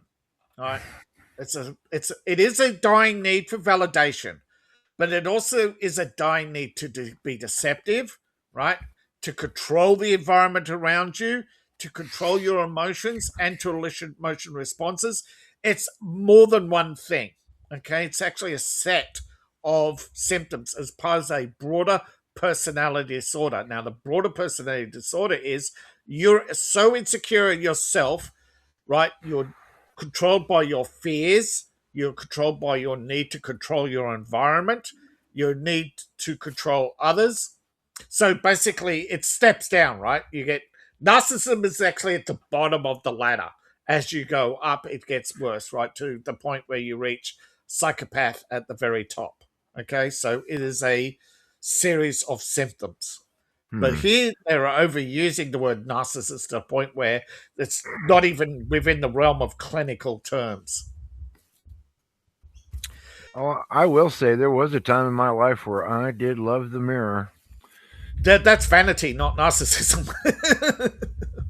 Yeah, well, this is my 30s and 40s. That was. Oh yeah, I went through self-admiration in my 20s, 30s, and 40s because I looked so young, right? I was being admired, right? I was even in my 40s. I had women in their 20s admire me for my youthfulness, right? It's an obsession with women, right? I suppose this is too much information, but there's this obsession with some women to actually. I'm not talking in a sexual way, but maybe it is. You know, when they want to lick your cheek or rub your belly, you know, they want to hold onto your arm and have them lift them up. You know, very immature things that women in their 20s like to do. Right? The better looking you are, the more they want it, right? The attention, that is. Right? Yeah. A lot of young women, you know, they like the look of a young man, but a lot of young men are still kind of immature. So if you're a slightly older man and you've got a little bit more life figured out and you're calmer and a tad more sophisticated, I guess. That's what a lot of women don't understand, that even, a man my age, I can still attract younger women because for one, I don't act like an old, typical old man. I don't walk around pissed off and bitter and stuff. And I'm very calm, relaxed, and I don't have any drama. I try not to be hunched over, but I've got a damaged back, so sometimes I hunch over and that turns women off. But I know what you mean, right? Yeah. As you get to the point, even when you're grey, like me, I'm greying now. There's no hiding it. Maybe on the camera you don't see it, but my beard didn't disappear. It just went grey. It's been whited out by the camera light. Well, for last month, I could tell it's getting a little whiter. Yeah. Yeah. In the last month, my beard has been getting grey and grey to the point where the reds aren't growing anymore in my beard. I can tell. And but to women, right? I went to, I forget which fast food place it was, but it was a fast food place, right? And they were all women, right? and I could hear it. Of course, You know, it's I could women. hear them They don't, talking, they don't right? cook. No, but you can hear them talking, right? Picking out Oh the yeah. men. Oh, who did you sleep with? Who did you sleep with? Right? Just they don't hide it anymore. You know, they don't hide how promiscuous they are anymore.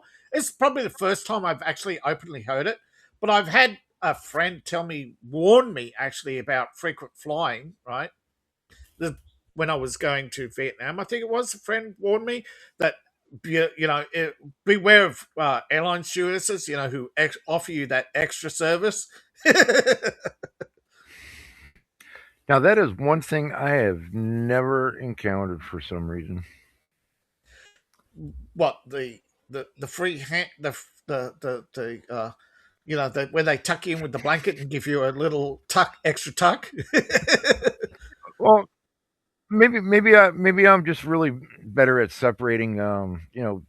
If I'm on an airplane, I treat them as professional personnel. I don't look at them as an opportunity of I the didn't look launder. at it as an opportunity, and it's only happened once. Well, there's a lot. Well, okay, when I traveled a lot on airplanes, it was Yeah. 80s, 90s, early 2000s, and Yeah. man, that's when women were good shape and they were real women.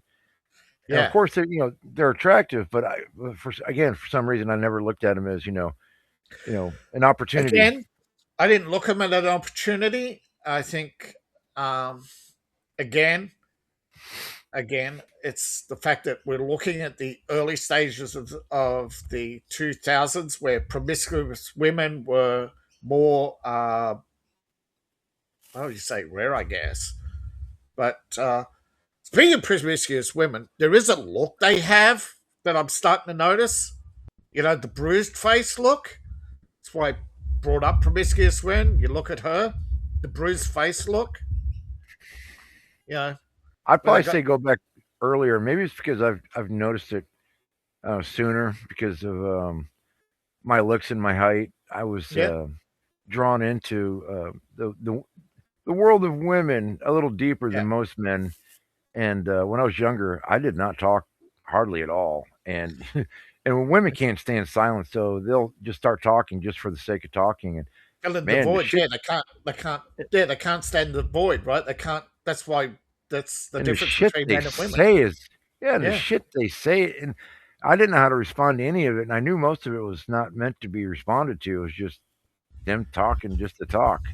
That's why therapists make a lot of money, because they know women ain't trying to solve shit. They just want someone to listen to them and go, well, how does that make you feel? Yeah. Shit. The Floyd of is it Jug or Floyd? Well, anyway, this woman, she has the bruised face look. You might have noticed with someone before, right? It does look like she's taken a pair to the eyes, right? A pair of balls to the eyes. Are you talking about this black woman up here right now, right? Yes. I tell you what I see. I see a cock-hungry woman who will do whatever it takes to, get a man, because she's not an attractive woman by any means. She's very manly looking. She's got the suck lips, right? She's got the. She used every trick in the book to get a man in bed. She's got the deformed lips. She's got the worn out face. See, parts of our body can't take damage, right? It's like that's why we shield our face. Top viewers online, yay! No, thank you. I'm not. But you'll see, right? You'll see as she talks that you're right. Okay. I don't believe her, right? I just look. Does she actually sound like even the remotely credible? Right? This is because so many of these are content, right? Right? Just shitting on men, right? She was dumped. I do know for a fact there are lazy men, but I refuse to believe. Right? Maybe it's I should have said 50-50. But there's not this widespread pandemic, right, of all these infections out there, right? You know what happens when you don't clean a toilet, right? You're gonna smell that pretty quickly, right? Forgot to mention, right? She was complaining over and over again that her man wouldn't clean the toilet. Okay? There is no way on God's green earth that a man is putting up with a shitty shitter. Okay, it's one thing men can't stand is the smell of their own feces. No, I, I other don't, than I don't. the bottom of society. I'm not talking about the dregs of society. Hey, Yeah, Revo. Hey, Revo. Yeah, Arvero. Vero. Yeah, Arvero, what's up, man? Um, you're right. Look, if it depends on how much money you make. I've known quite a few men over here when they have their own place. You know, they have their dirty shit stained underwear laying everywhere, piles of dishes. Um, yeah, some guys will actually put all their laundry on their bed and go sleep on the couch because they're too fucking lazy to fold their own yeah, clothes. But now when I was over in England, I've seen men. One of the first people, he was nice enough, to, give lodging, and this man would iron his bed sheet, and that's the first time I've ever seen or heard of that. So now yeah. I heard. I say that I've because heard you're that in. about England. Yeah, I've now I say that because you're in Australia, Yeah, and American men and Australian men. I mean, the cultural difference in what you're trying to present to other people is a little different, yeah. So you But guys I'm might be saying, a little nicer and tidier than us. yeah. But I'm saying, in my experience, right, Asmongold is an outlier, and he's a self-proclaimed slob. Oh yeah, you can just look in the background and tell he's a hoarder. He's depressed. Yeah.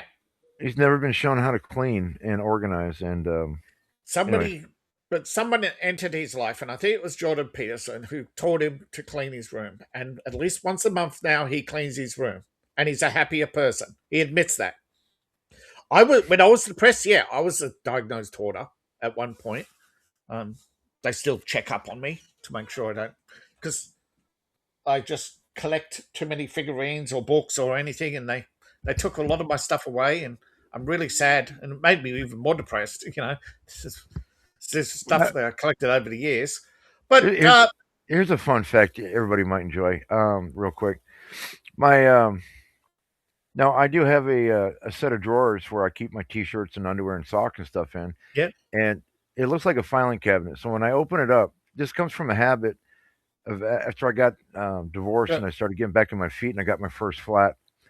I was I only had to work like 4 or 5 days a week. Then it got to a point where I was working 7 days a week and four or more doubles. So I had to have all my laundry clean and ready to go at all times because I only had time for sleep and I had to go. So when it's time to wake, or if I just go from one job to the next job, I had just enough time to jump in the shower, and I didn't want to have to hunt for anything.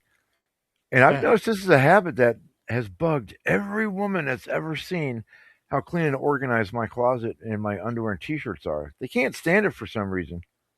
Now, women have a psychological need to be needed, to be wanted, to be useful. Right? It's the gatherer mentality. Okay, that's why men, as hunters, we can lie in pig shit, right, for hours waiting for Mm, that perfect shot, right, mm, and yeah, then just wash it off. Right? Women, they can't do that. Right? They can't have the silence. That's why there's so few women snipers or women recon. it, They always tend to pick the guard duty jobs or the driving. The right. first back from the action, but just close enough so they can smell the testosterone going off, right? Oh yeah. Because women can smell it, by the way. They can. They're more sensitive. That's right. What I was saying before about licking your sweat or stuff like that. That's immature women measuring you up for That's why reproduction. athletes. Yeah, that's why athletes are draw more women, especially when they've been working out. Yeah. Yeah. Go for yeah. You ever want to pick up a woman? Just run around the block a few times and look like you come out of gym as you go to the supermarket. Hit that energy drink. Make They've them done feel like studies. yeah, They did studies here in America. I think it's yeah, either late 70s or 80s. They took a bunch of so they went to a movie theater and they collected T-shirts from let's just say a bunch of college age men who were playing sports for the day, basketball, yeah. whatever. And they take these T-shirts when the theater was closed and they put them in random intervals. Of course, they marked them where they were. And when they opened the theater up, they collect all the T-shirts, make sure all the seats were dry. and they noticed that all the women, not the men, but the women were drawn to those areas where the man's musk was. So Yeah. Yeah, I know. I have a particularly strong musk, and it does sometimes still turn women's heads. So I'm aware of this, and I see it also the way I see the way women look at my son, right? And then when I'm with my son, the way they look at us, right? I see it, but you know, uh, I suppose, we're getting to a point in society though where women are less and less animalistic and more. They're looking for the validation, the TikToks, the more sophisticated validation still. But as I said before, we are now technically techno barbarians. We no longer have the ability to build the civilization we live in, right? We're watching it crumble. We're watching it fall apart. We're not maintaining it. Okay, we're not even maintaining the civilization anymore. Right? We can all pretend we are, but the shit's about to get real. She is. I think she is just the prime example of someone who should have settled, but decided no, they'll deform their body. They'll let advertise themselves. But she's starting to fill out her loose clothing. Her gym clothes aren't so gym clothes anymore, but she's wearing a tight t-shirt to advertise her knockers. Here's a British statement you probably haven't heard in a while. yeah, it's not very common here, but we have used it here. You only have to go near a bathroom, right, at an event to know nobody's putting up with that shit. Not even you can't put up with your own smell when it's that bad, right? Yeah, you start to gag. That ammonic / It's a mixture methane of ammonia smell. and methane. You're going to wake up coughing and spluttering as it spreads through the house, and you're going to literally scrub that thing until it shines, right? Yeah, So, and are not that Pause slovenly. that for a second. Yeah, you're right about that. Even though I've never really smelled any men have really bad smelling bathrooms. No, despite one of the having few things where a slob is not slob. You can be a slob in the rest of the house, right? But I can guarantee Asmonwell never had shit backing up in his toilet because it makes you sick, right? Right, and women for some reason, I've known more women who will not wash their own towels because they're trying to save money on water, or they'll hand wash their own underwear and hang them up. But there's always that smell of a woman's essence there, and usually it's not the pleasant one. Yeah, and they don't know it, especially when women living together. It's like cat boxes. They don't smell it after a while. Men do. Yeah, you're right about that. So yeah, it's why men can't stand cats. Okay, there is a smell about cats. You can have a cat, but it doesn't mean you tolerate a cat in the house or tolerate the cat shit in the house, right? You put that thing out, right? But we're dogs. It's the same with dog people. They do get the smell and it creeps in. But even men with dogs, they're cleaning that shit out. Now, I'm saying again, there are rare examples where people do put up with feces, right? I'm talking about the bottom 20%, the psychological disorder range. But I'm saying normal, healthy men who are working, one of the few things that men will clean is a toilet, right? Without asking.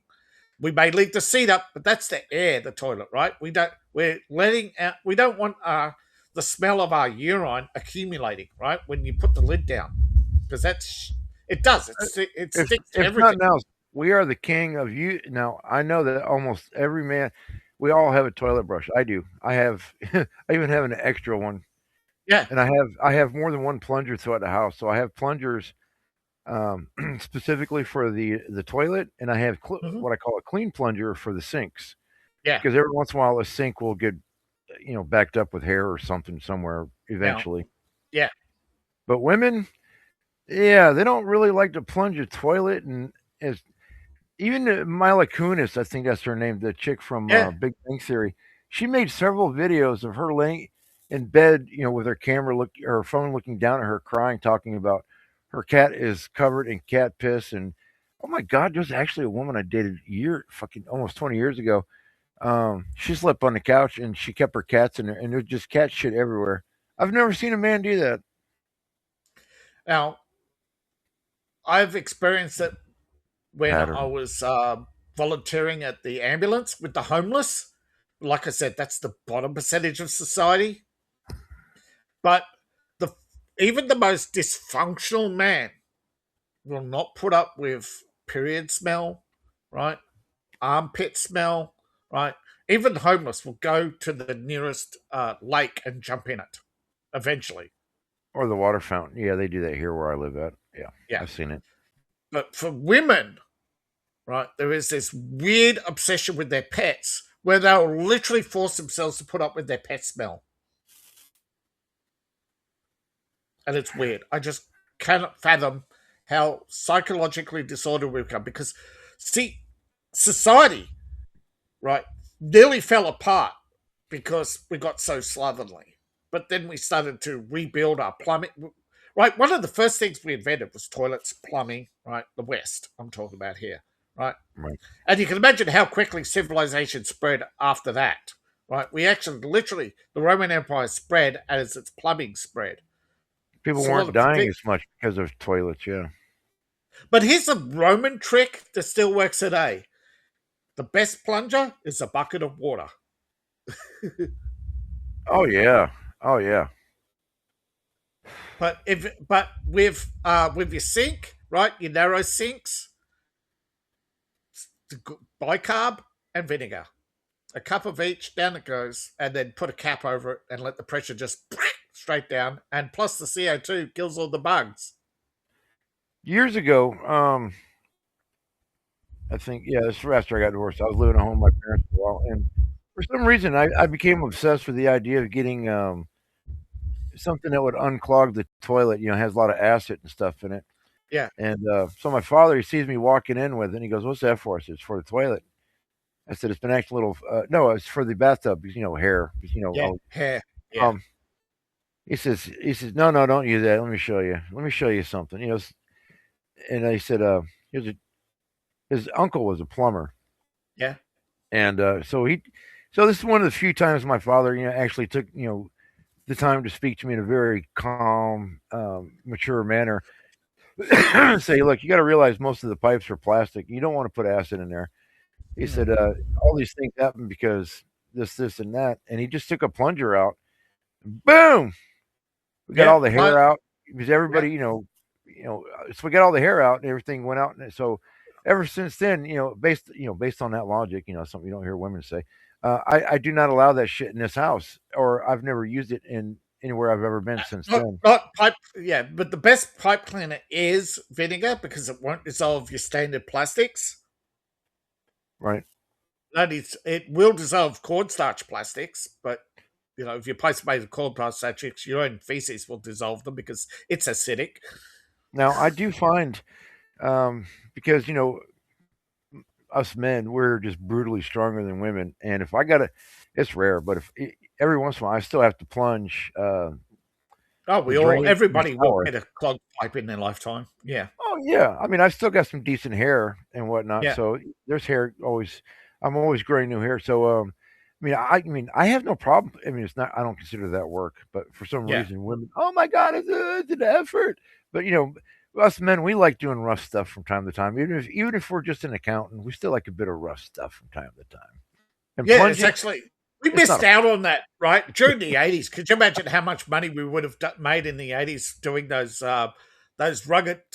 rugged men courses, how to do, all those yuppies wanting to learn how to plunge a toilet. Oh God, yeah. Just what I should have done, Dave. Here in America, we graduate at 18 from school. Yeah. Usually in England, it's 16. I should have left school at 16 and gone straight into plumbing. Yeah. I'd have been a millionaire. I would have invested my money. I'd have been a millionaire. Yeah. No, but I'm saying pre-internet. Could you imagine all these how-to-do videos, right? Pre-internet, us doing those in real life. How much money weak people in cities used to pay us outliers to teach them how to do things that their father never taught them, because feminism, pushed so many men out of the home, right? Maybe but in the you 90s. had all this, 80s, yeah. In the 80s, men were boys. still very capable, and I got to say, here in America, I did not see maybe any you didn't have it as incompetence. much. Yeah. maybe in New York City, but here where I live at in North Yeah. Carolina, I don't recall ever seeing an incompetent man because everybody was still working on their own car, Yeah. and Maybe it was more the 90s I'm thinking of, but I know there was a period pre-internet where there were men, literally, handyman, men driving around in these handyman trucks, handing yeah. out flyers. They'd be busy 24/7. And of course, a lot of them were, escorts, of Well, course, doing Dave, housework. actually, right now is a great time to be a handyman. South Park even made fun of the idea of it, where Yeah, I handyman. know. I brought that up on mgtow stream, I think 2 weeks ago when we were talking about how weak Okay, the Danish are, and I said, yeah, that's the men aren't weak. They're doing all the government is actually hiring men to be handymen to go around to all these single women's places to do all the housework. and That's how as a matter weak of the fact, yeah. when I'm out on jobs, because everybody can hear and see me because I'm cutting a tree and whatnot, I am Yeah. often asked if I do handyman work because a lot of these women they're getting old, and if they are married, their husbands are sold. They're not capable They're of it. not capable anymore. Yeah. And a lot of these women are just simply divorced and they stole the Yeah. house from their husband. And I'm asked constantly, and half of me says easy money, and the other half is now there's a couple of women who were always trying to find something for me to do, and I'm like, Yeah. lonely bitch, I don't want to get Yeah. stuck in this little circle, and I'm just not that deceptive and mean. And Yeah. I'm just like, if you really need something done, I'll help you and I'll charge you a fair price, but I don't want to get to know you. Yeah. That's the way I feel about these women. I don't want to get to know their names or their life. I don't want to because Yeah. women are going to want to talk. They're going to want to, I and they always want to can't. offer me cake and Yeah. coffee. And I'm like, oh shit, here comes she's going to tell me the story of her life. Fuck no. Yeah. I know what you mean because and there's a few skills men don't have, and one of them is not knowing when to walk away. There's a few life skills that I think that need to be taught to young men, right? I'm not going to start straight away. I wanted to actually do a video where I'll teach you how to make a spaghetti bolognese, right? I'll teach you how to make a home pizza, right?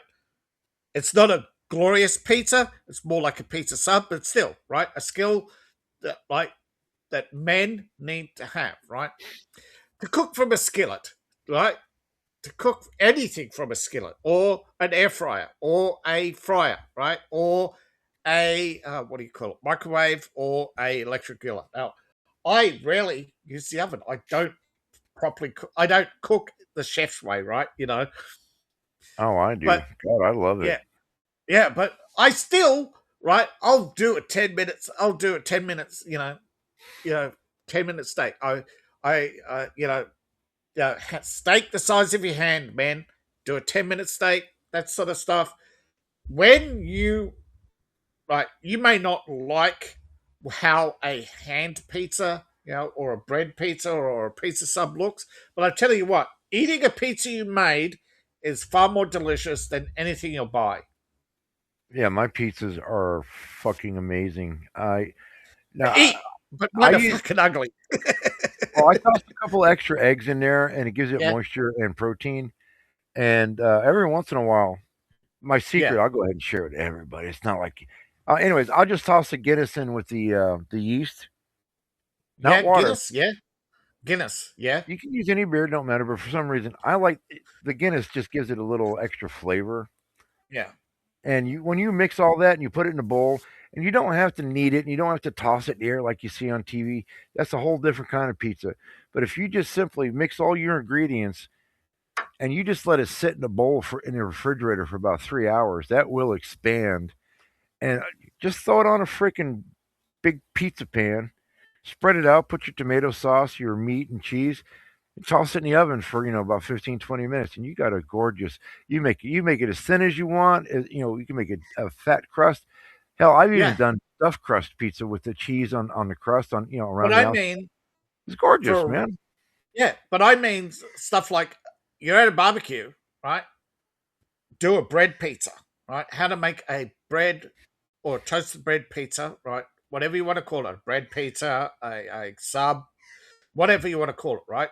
You Sure. should know at least how to do that, right? Because there are going to be times, right, you're not going to be able to make the dough. And a lot of people do find that buying the ingredients to make the dough, that's the part that kills most men. The 3 hours of making the dough, right? Making the dough and then waiting for it, right? It's Yeah. I'm sorry. There are men, most men these days, they want, they'll go for the sub, right? Because it's quicker. Right? The hoagie, whatever you want to Yep. call them, right? Those things will kill you because those nitrates in those beautiful, gorgeous deli meats, as wonderful as they taste, that shit'll kill you. Yeah.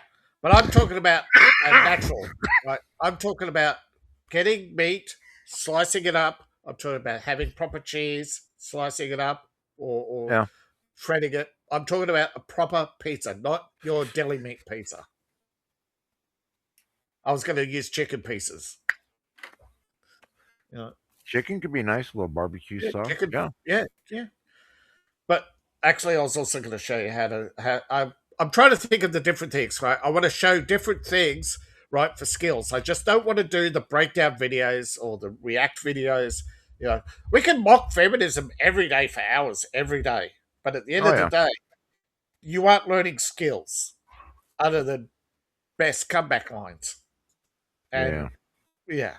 I think we had this discussion with mgtow too, and he's doing the cooking thing. So yeah, because mgtow is not just about teaching you to avoid the usury and abusery. We also want to teach you how to take care of yourself, because a lot of you out there, I know, only had single moms. Yeah. I mean, well, cooking's not hard if you're just willing to spend a couple extra minutes with it, and hell, Yeah. nobody wants to buy a cookbook anymore. Hell, you can go on YouTube and look at somebody cooking, emulate it. Just pick something you want. One of the first things I learned how to cook was pork chops. We call it shake and bake here. You put Yeah. you. I mean, I guess anybody. Anyways, so you take your pork chop, any meat doesn't matter. Anyways, you just dip it in the egg and you dip it in the flour, and so the shake and bake had a really nice, extra tasty crust, and they got crust you can buy. You don't need to shake and bake, but you can just. We have all manner of flavored things you can dip meat and cook it, and it's crispy, and it's you find what you like and you just cook it, and a lot of people don't want to buy the extra pot or pan to heat up the oil. Hell, some people are just afraid to heat oil on top of the stove because they don't know what the hell they're doing because no one ever walked them through it, and it's not hard. No, but you I see love the chefs. schnitzel.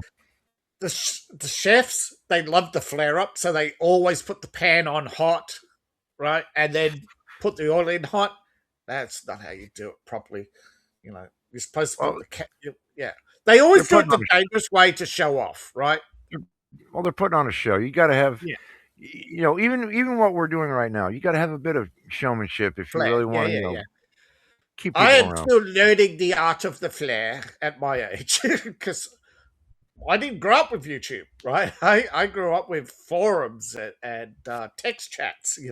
I had the internet like from university's perspective, where there was no video, there were no websites. It was just all databases and text printouts. I had books. Books. I was around way before the internet. If I want to learn anything, it was a book. Hell, even before VCRs were common here, a book.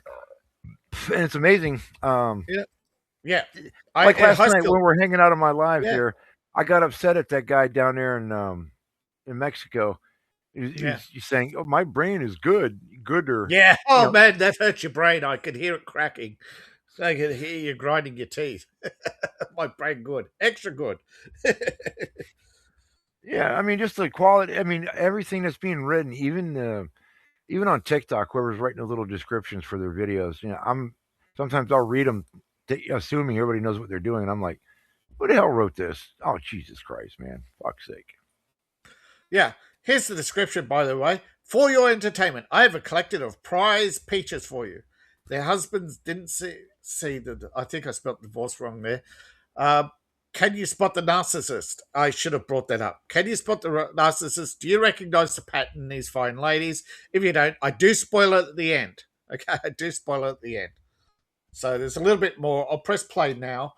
But I do think a basic bread pizza is something that you can impress the ladies with at a barbecue. Oh, yeah, yeah. Degraded, right? Now I know there are people who shit in the streets and all that, but I'm challenging you, right, to actually point out, other than the absolute most dysfunctional men in society, right? If she's got a man who ain't cleaning a toilet, right? Who's I got cut off. Oh, that's all right. Okay. I just basically went on to explain, and Rumble does this sometimes. They'll cut videos off at the end. They'll cut content. They're doing it. Yeah. YouTube does it to you. Everybody's doing it these days. But, okay, it was going into narcissism, and a lot of people on Rumble know that the studio is dysfunctional as well. Okay, I'm sorry, I have to put up with this as well. But my background disappeared. But going back to your the life skill stuff there, I think that's Yeah. a good idea. I think a lot of problem with a lot of men, everybody wants fast, easy, and convenient and tasty. Yeah. And when I cook, it takes me literally less than 30 minutes to cook anything. Like tonight, I'm not going to have steak tonight. But yeah, steak, you don't have to cook the entire steak. You can cut it up into segments and cook it in a frying pan, and every bite or every strip that's cut is going to be juicy and tasty. Yeah. And I tell you what I'm going to do tonight. I have some turkey and I got some leftover peas and corn. So I'm going to boil a potato. I'm going to mash it. I'm going to put some heavy cream and butter in it and some salt. I'm going to heat up the turkey, and I got a meal. And all I got to do is the only real labor I have to do tonight is boil the potato. And I cut it up in such small pieces. That thing, it gets soft really quick. Yeah, if you cut your potato, could take up to 10 minutes, I know, but if you cut it 4 ways, I think it cuts that time down to 3 minutes, right? Something like that, 3 minutes. It takes me somewhere. I cut them the size of. Depends how salty it is too. Yeah. Now, I think the other problem a lot of men have is now what I like to do when I'm cooking is I clean as I go. So this way, when I'm done cooking, by the time I put the first fork full of food in my mouth, it's all clean. I don't go back the next morning and do shit. If you leave a bunch of stuff in your kitchen and you got time to clean, you're full. If you're more interested in going playing video games and sitting on the couch for 5 hours when you could have been in the kitchen, just doing a little maintenance. I'm not saying scrub it top bottom, but just basic maintenance. Have it ready to go. And again, this comes from me from my harsh work schedules in the past and having been in the military. Everything has got to be ready to go, when it's time to go. And when I get everything done, you call that off time. I like to maximize my off time. So this is why I tend to be pretty organized. And it's not a labor. I mean, like I said, I'm not scrubbing everything top bottom. I clean as I go in the kitchen. That's it. And when I'm done eating, I just go. I keep this wonderful glass jar full of soap water and one of those brushes on a stick. Yeah. So when I'm done, I mean, it's already soapy. So I go ahead and I just wash my dish. I rinse it, put it in the drying rack. I don't use a dishwasher. And I'm done.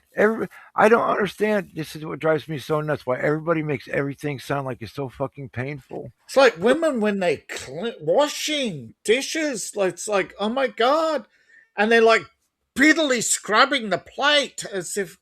Now I do understand that women actually have, I suppose, which would say a keener sense of uncleanliness, right? When they like my grandmother, right? She could just look me up and down and she'd say, "You missed your ankles," or "You missed behind the ears," She was really into cleanliness, right? But same with the plates, right? She would scrub the plate twice, right? And if I'd wash the dishes, right? No, she would always make me dry, and she'd redo them, right? She just said, you didn't do it right. All right. Well, when I wash my everything, Yeah.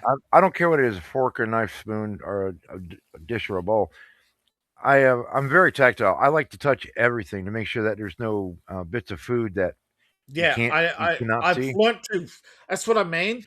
Over Yeah. the years, I have learnt to feel it. Right, you don't use a sponge, use a scrubber, and you feel it. Right, when you rub it backwards and forwards, right, what they're doing, right, with the scrubber is actually feeling for any bumps. Right, you learn to Yeah. feel the bumps with your hand. Right, Yeah. man, and you go over the plate twice. I don't care what you think. Right, it is. My grandmother was right. You go over the plate twice with a scrubber to feel the bumps, right? Then you scrub it, right? You feel where the bumps are so you know where you're scrubbing. Because usually the first rub through gets rid of 99%. It's that last 1% that's the danger, right? That's the hardened food, and that's where the bacteria live, right? Yeah. It's not your Just fresh stuff you got to worry about. It's the stuff that's hardened. don't wait for now. That's one thing I do not like. I can't stand for the food to get hard. Yeah. Now, if Never. let's say, Yeah. now if I'm cooking with a pot and I'm cooking Yeah. something with tomato sauce, what I like Don't to let it do is get hard. yeah. So now we don't make bolognese here in America, but Yeah. anyways, so I'll boil the noodles, Yeah. then I'll drain them. I'll put them back in the pot, and I'll put the sauce in there so it'll heat the sauce so everything's all nice and hot. Then Yeah. I'll pour that in a bowl. Then I'll either at that moment I'll that's the opportunity to take my little scrub brush and scrub out the entire pot. And sometimes depending on what I'm cooking, I just let it soak with water, and I will let it sit there for a couple hours, and it just comes off so much easier. Why should I scrub really hard when I can just let it sit for like even when I make pizza, I still make pizza from time to time. If the Yeah. bread gets caked on or the cheese, I Yeah. just let it soak in the sink for a couple hours. Everything gets soft. Boom. And I had this Now really with beautiful. cheese, you could I use just a little bit of vinegar to lift it. no, Yeah, I I could, know. but Yeah, for you can. me, Yeah, scrubbing, that's okay. like I said, it's amazing. Water will infiltrate damn near everything. I learned this a Oh, it long is. time It's a ago. universal. It is a universal solvent. Water wins. Okay, Right, every and I time have water this. wins. I have a stainless steel scrub pad, Yeah, very nice. Stainless steel scrub pad. Yeah, and I have a couple copper ones because I do have. I have. Shit, I can't remember. I know I got one really expensive chef's copper yeah, pan. Oh, that thing is just. I don't have yeah. the right stove for it right now. It's meant to be used for cooking with gas. Gas. Yeah, I was gonna say gas, But copper, and but now gas. I look at the price of copper pans now. I'm like, Oh, Christ, man, this thing cost me $150, or is it that's 200? cheap. I used to work for Dynamite. Their pot started at 150. That was 20 years ago. Yeah, yeah, that sounds about right. And I know I got this. When did I get? Actually, hold on. I got the. It came in a beautiful cotton bag. Yeah, Um, it's yeah, it, and it's from they Europe as well. yeah, and they have a special cleaner. They actually use a little round pad, and you actually use a powder and you rub it on. You do not use detergent. You do not use a scrubber on it. You because these are polished, right? Polished surface stainless steel, polished surface copper. You actually use a special scrubber, which is a soft cloth with a powder, which is actually mostly baking soda, right? Right. You can, but yeah, you Especially just with rub it copper, on. that Yeah, thing has to be mirror. It has yeah, to be mirror smooth, and if you know what you're doing with the right temperature and yeah, oil or butter, man, you yeah. can cook some food like you wouldn't believe. And And so fast. But with copper, you actually wash it hot. You take it straight from the fire, straight into hot water, and rub it straight away. You do not wait. You've yeah, got to cook because it straight away. if you know You've anything got to about clean it metal hot. heating and cooling, you don't. Yeah, you'll quench it, and they change the color of the copper, and you don't want that. Yeah, yeah. You've got to keep it polished. You have to wash it hot. You have to, you know, And no matter what, do not use any of these stupid new pans with the non-stick coating, that is poison. Yeah, not just Teflon, Hexon. Is Any just of a it. any of them. Anything that as soon as you see that non-stick, that is cancer. That is Even if pure cancer. even if they say, "Oh no, it's just ceramic," bullshit. It's got other chemicals in there. Yeah, Now, now, technically, if you put it at a low heat for braising, vegetables, almost pretty. You're in a decent zone to a point, but yeah, but too many people cook at a high heat with the Teflon and they burn it. Now you're poisoning yourself. yeah. But the only one I think where they say, right, other than stainless, it's copper or marble. Right? You've heard of marble. You've heard of those Japanese marble plates, right? No, I've heard of glass. Yeah. Glass was a big Glass. was a Yeah, big glass was rage the in the big one. '70s and '80s, Yeah, but that was glass. considered rich people stuff back then, though. Yeah, still is ceramic, but it's not really glass. It's Pyrex. Right. But so you got your Pyrex, you've got your glass, but apparently this new one, it's a ceramic. It's not a ceramic slab, but it's got a ceramic heat coil in it. But it's rock, right? They've drilled it and put a heat rod through it. Oh, nice. Yeah, it is a real rich man's thing, but it's a rich man's electric heater. It uses a ceramic core, right? So you're not cooking on the ceramic; you're cooking on an actual rock surface. Huh. That's yeah. I don't know how safe it is or anything like that, but yeah, it's the same with your electric heaters. With your like, if you got a electric grill, like, don't yeah, yeah, only right, use it to sear stuff, right? Use um, olive oil, right? Don't let Yeah. Use anything butter. or Olive butter, oil. All but olive don't oil let is yeah, compromised unless you get the really top shelf stuff. It's yeah, all it's all mixed because there's no yeah, way you can make that much olive oil. Let me tell you something, Dave. If you walked around, if I took you just where I live at here in America, it's we have an amazing amount of olive oil, and they call it extra virgin. We have an amazing amount of olive oil in every freaking store, and we literally have stores no further than 5 miles apart, just in North Carolina. Now, if you go up northeast, I'm talking Long Island, New York, Connecticut, Maine. There's even more stores up there, bigger population, and they have even more. There's no way that the olive vineyards are that big. So I gotta call bullshit on it, man. and you're starting to think that the days of olive oil being the safe alternative is gone. I tried. Now there's a doctor out there. I forgot his name. He was really big on the internet about 8 years ago, pushing olive oil like you wouldn't believe. And Yeah. I tried it, and I didn't. I actually started. I was actually kind of going the vegan way to a point with trying to find things with high protein value in it. It Yeah. did not help. I hated it. And when I went straight back to beef with the fat in it and butter, Hello. Yeah. I felt better. I was like, what? Vegetables are bullshit, man. The Yeah. real beast that I've talked to, the guys who are on like Fort Bragg, the commando type guys, There they'll go almost for no veg. they'll go Right. for they'll go for beef and fruit, Yeah.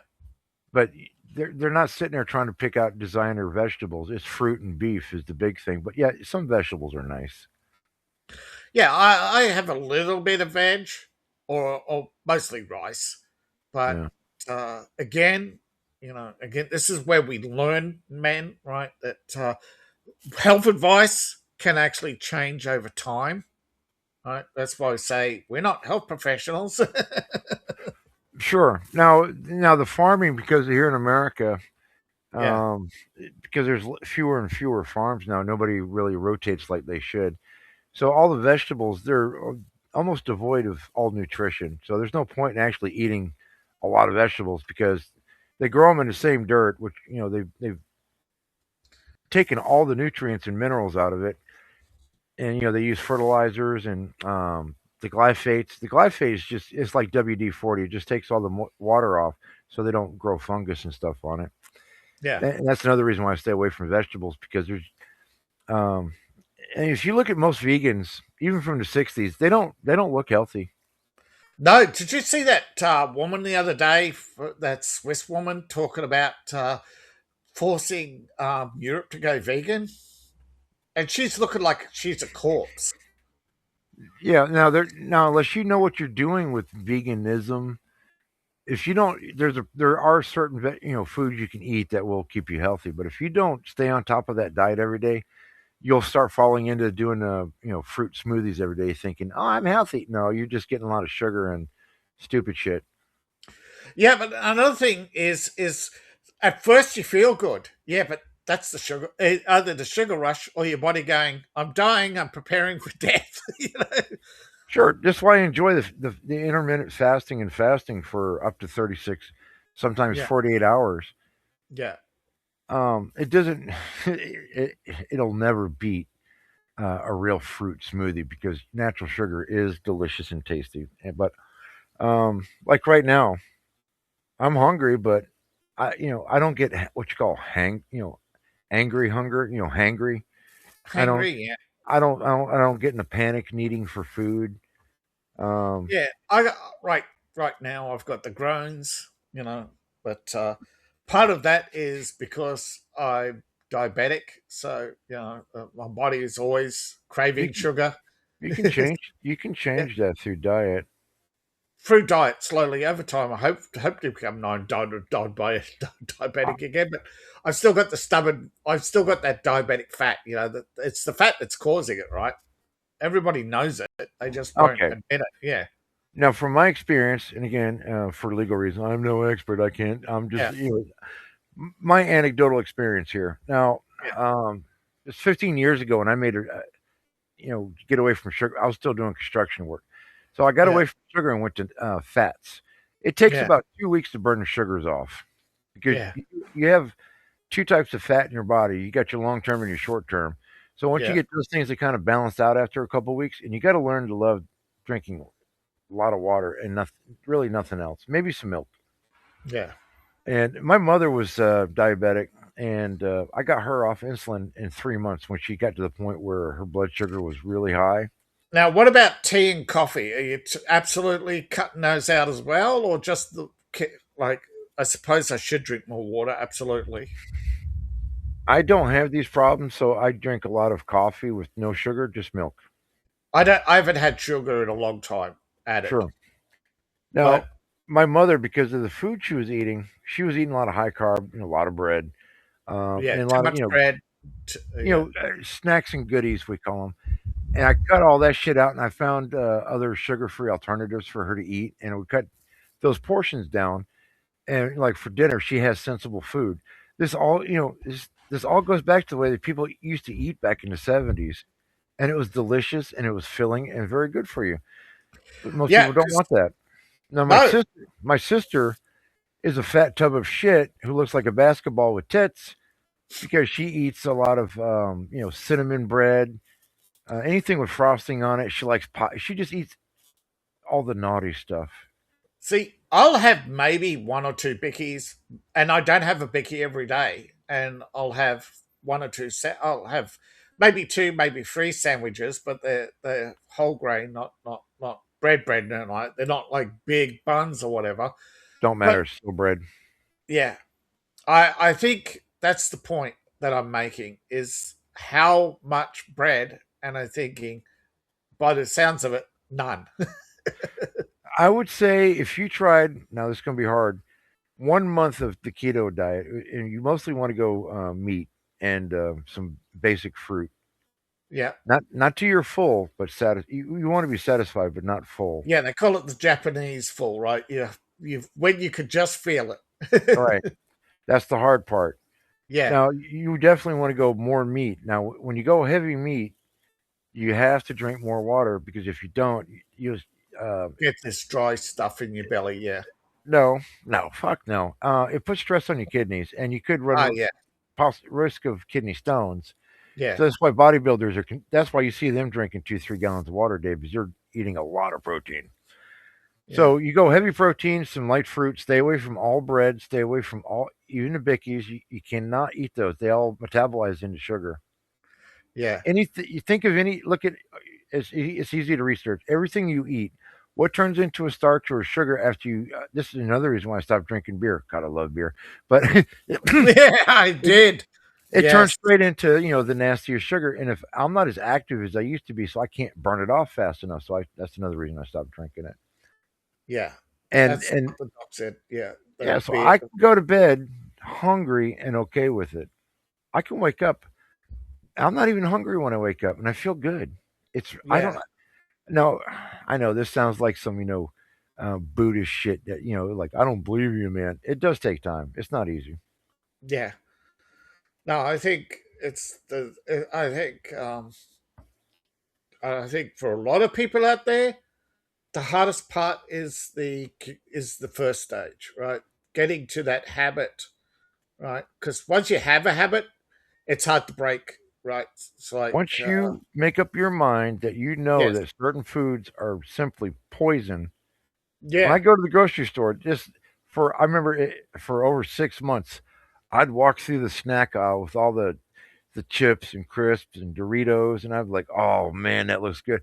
I'm like, nope, bullshit, that's poison. I need real food. So I just it's amazing how much money you save too when you get rid of all the other shit. I because got I got real food. It took me over 6 months, and now today I don't even think about it when I go in the grocery store. yeah, people are saying that today's bread is not natural bread, and that's the problem. That you're basically eating something chemically designed to turn into sugar. Your bread in Australia, I guarantee, is far superior to the yoga mat shit we get here in America. Well, that's what I saw the other day, right? That we still have multigrain bread, and We this have it American, here, yeah, but we but don't it's like it because expensive. it's Real expensive bread, I and mean. right. Everything has so much sugar in it. Even the white bread we have here, the Wonder Bread that everybody Yeah, adores, it's got yeah, sugar in it. Everything's got sugar in it. And so, like when I used to live in England, the idea of knowing, savory was not the common American experience. Sweet is, and even the ice cream in England wildly different than American because they use real cream and less sugar. Here in America, we just dump, we use more milk, not heavy cream, yeah, but more the milk and heavy sugar. Anyway, anyway, Dave, just look at everything you put in your mouth. Is it nutritious? Think like people did in the 70s. I remember back in the 70s, even when I was a kid at 8 years old, I remember adults saying, would you like a piece of cake or something like that? They say no, thanks. It doesn't have enough nutrition, or it's not nutritious, or there's always a comment about nutrition. yeah. Like I said, when I grew up, Bickies were the treat, the rare, right? The rare. You'd have, you know, tea and a Unless you biscuit. unless you Yeah, can't shit and you're having a hobnob, right? yeah. But most of the time, right, you'd have a tea and a biscuit. It wouldn't be an everyday thing either. Right. But you can have bread on keto as long as it's gluten free because it's the gluten, right? It's the gluten that turns into Mm, sugar. uh, Well, I'm looking at different different like I'm looking at what I could substitute bread for, really. all right. I've Okay, looked at let's this. go with Yeah, if it works for you and you feel a difference. Great. Now let me add on to what I just said about you should go more protein for the yeah, first month. Yeah. Now there's going to be a point where you want to reintroduce starches and bread later on because yeah, you actually need those things to work with proteins. There's a yeah, symbiosis to it, but you need to shock your bodies for that first month. And yeah. if you That's can what I find it, thought. if Yeah, you can find a way to keep your reset. belly full and satisfy you without daydreaming about sweets and whatnot, you'll make it. Yeah, so that's what I think it is. I think unconsciously and subconsciously, it's not just the one or two bickies. I think it's also, you've gone out, you've had a cake, you don't even think about it anymore. When you get to the point of habits, that's what I'm trying to get to. The point of Now, Dave, don't lie to breaking me. habits. I know you're eating 15 twirl bars a day or flake. Those things Uh, are beautiful. I used to have a flake almost. I went through a flake stage, then I went through the. When I was young, we had this thing called a crunch bar, and it was pure, unadulterated sugar with chocolate. Right? It is honeycomb. Wasn't honeycomb, but it was advertised as honeycomb, but it was Yeah. pure sugar. Now, full disclosure, Dave. Nobody knows what I'm talking about except for you. Now, I haven't opened it yet. I'm thinking about doing this on camera. I just got another box from England full of sweets and treats, and English sweets and treats are so much different from the rest of the world, folks. well, oh God, yeah, especially America. Now, let me tell you some of this. Actually, hold on a second. Let me grab this box real quick, and I'll tell you what I've been indulging in. I've been a little naughty last month here. Okay, so I got some British Kit Kat bars, and British Kit Kat, yeah. they smell wildly different and They are taste Belgium different. waffle. Okay, folks, a Kit Kat from England is a dry wafer, dry wafer Belgian waffle with 80% cocoa, I believe. It is just like chocolate that is so pure, and You can but even smell. English sugar is different because it's beet sugar, not cane sugar. Yeah. It's Now, different sugar. the crispy bit on the inside, you can Yeah. smell it through the chocolate. You can't do that here in America, but this stuff, it smells more natural and appealing. And Now, English eggs are different because most of their birds are on like what we would call it here a budgie mix, sunflower and corn. yeah. Now, the other thing I have, I really enjoy these, the McVitie's clubs, mint or orange. Mint. Oh. Ah. Now, I'm not really wild for the mint. I am more partial to the orange. I like the orange, but the mint has just got such a strong flavor to it. I like the orange more on a flavor level, but the mint has just got this thing where I had the mint. I know it's not as strong a flavor, as good as flavor as the orange, but Right. it's just hitting this point in my brain near my temple, like that says, "Wow!" It's the after effect of Now, mint chocolate. now with me, I never beat anybody up for what they like to eat because I realize everybody Yeah. likes something. Now, here's some of the other stuff I get. I do Yeah. have some twirl, which is the flake Yeah. with chocolate covering on it. Yes. And for those who don't know, when I talk about the McVitie Club, it's like a Kit Kat, just whiter. Yeah. You're talking And about coconut chocolate or the white milk chocolate? now this stuff, Because I there are think two is just different white chocolates in England. There's the coconut, and then there's the milk white. I think let me the look. milk white's I'm looking right now. These look like they're just regular milk chocolate, not the dark yeah, chocolate. yeah. Now, I've had some stuff that was sent to me that was the dark chocolate. Oh my god, it was good. You Digestive. should have some peppermint boiled lollies if you've ever got a proper English pack. The boiled lollies selection. I do like those. They do taste better than American stuff. Yeah. Now, I do have a packet of McVitie's digestives with the dark chocolate on top. Those are lovely. But even their jellies are different because American jellies are almost plastic. Oh, speaking of jellies, Yeah. I was sent now. From what I understand, usually only come out during Christmas. I got some Finlandia Marmaladia. Marmaladia is like, I suppose, from October through to December. I think they only make it for a few months of the year. Yeah. Now these jellies. Now we've got Yeah. the same thing here in America, and the green ones here in America taste like chemicals, but the green ones in this packet taste like Yeah. real fruit. Everything in here, and I'm trying. Let's see how Yes. many. I've only gone through half of the packet. There's like 1, 2, 3, 4, 5, 6, 7, 8, 9, 10, 11, 12, 13, 14, 15, 16, 17, 18, 19, 20. So there's 24 in here, and I Should haven't. be, yeah, 2 dozen. They I don't do it by weight. I have not gone through half of these yet because I'm savoring them like you wouldn't believe. I got some cherry Same with a drops. proper caramel. A proper caramel from England is actually, we used to call them cobbers, right? They are hard and they're chewy, but they are just right? They don't melt in your mouth straight away, but they've got a long-lasting flavor, and they're almost all day, right? They are so hard. The last Go box, through. I should. Well, like I said, I'm gonna do a video on this because I don't Yeah. think people know what they're missing out on.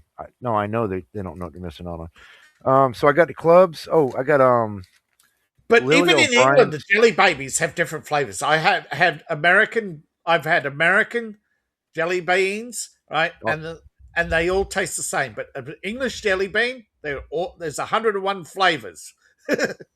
yeah, when my wife was with me over in England, every payday we'd go into town and go into the sweet shop and Yeah. oh my god, there was shit there that I've never seen in America. I'm Yeah. not talking about Cadbury chocolate or Mars bars. I'm talking No. about the Yeah. sweets, the all I'm talking sugar. about a wall. I haven't been to England, but I've been to Holland, and they had an English sweet shop there in Den Haag, and it had a wall of jelly beans and 101 flavors of jelly beans. Yeah. Now we do have oh god, I can't remember. We have this we call it it's like a gourmet jelly bean here in America. Yeah. And they are freaking amazing. I will say. If they're Yeah, how but good are they? they're like Ben& Jerry's. There's only a small handful of flavors. But they got stuff that tastes like popcorn and butter, Yeah. marshmallow, and oh, they're good. But anyways, I do have some McVitie's hobnobs. I finished those off last week with the dark Oh, chocolate. yeah. That's not now I understand not everybody likes them, especially young people, but I do like a bit of oatmeal. So I got the digestives, which is basically just for those who don't know, when you say biscuit, it's cookie with dark Yeah. chocolate on it. See, here in America, this is a big thing I noticed between the English and American. Everything in America, all the chocolate is like food wax flavored chocolate. Yeah. This English stuff, I touch it, like even just McVitie's digestive, which I know you got. I touch the chocolate, it starts to melt because it's made out of real cocoa butter. It pisses me off. Here I think they're called Wheaties, and it's made by a different company, but it's the same recipe. Yeah. But we do have English selection as well. They call it English selection. There's a few English shops still, right? And I think they call the biscuits here English selection, and they are Wheaton biscuits. They actually call them Wheaton biscuits, and you've got chocolate flavored, and you've got mint chocolate, and I think you also got the white chocolate one. Yeah, I can't eat. I I can't. I walk. I do get a couple of sweets from my mom, even though she's Yeah. not a diabetic anymore. I still get her sweets from time to time. We control how much she gets. This way, she doesn't feel. Yeah. But I don't want to eat them. They're shit. Which ones? All of them. Yeah. Are you talking about the American ones, or you talking about the standard store variety? American. It's really hard to find. Anything that I think I would like would have to be an expensive upscale. Yeah, I was going to say, in America, you do still have the gourmet stores. Someone was telling me about how recently their gourmet store went out of business because people just can't afford it. Right? You can find it. Yeah. But as far as no, I mean people cannot afford to stay in business. No, I get that. No, Americans are just we're not stupid. We've just become so accustomed to it now and more of it. Yeah. But you're so used to the Walmart shopping, right? Yeah. Or that you forget that the reason why the economies of the world are crumbling is that there's too few people in business, and the really big business are absorbing so much money to stay in business, right? All these rents. And you've got to ask yourself, where's this money going, right? Why your economies are crumbling is because you're destroying so much shit. I'm sorry, right? You're destroying so much shit. Yeah. All right. Have you ever heard of Lily O'Brien's chocolate? No, I haven't. Oh, I was okay. In a couple, actually, this is probably about the fifth box I got within the last year. This one is milk chocolate with orange oil in it. And compared to American stuff that supposedly has orange, this has real orange oil in it, and you can really tell. Oh my god, it's delicious. So if you like chocolate with orange infusion. Oh man, There's actually Lindt and Orange Belgium. I would imagine Belgian chocolates are some of the best. Them and Swiss chocolate got to be in Germany. That's got to be the world class stuff right there. I mean, Yeah, but with all those as Elite people. Now here yeah, we go. Here's another packet.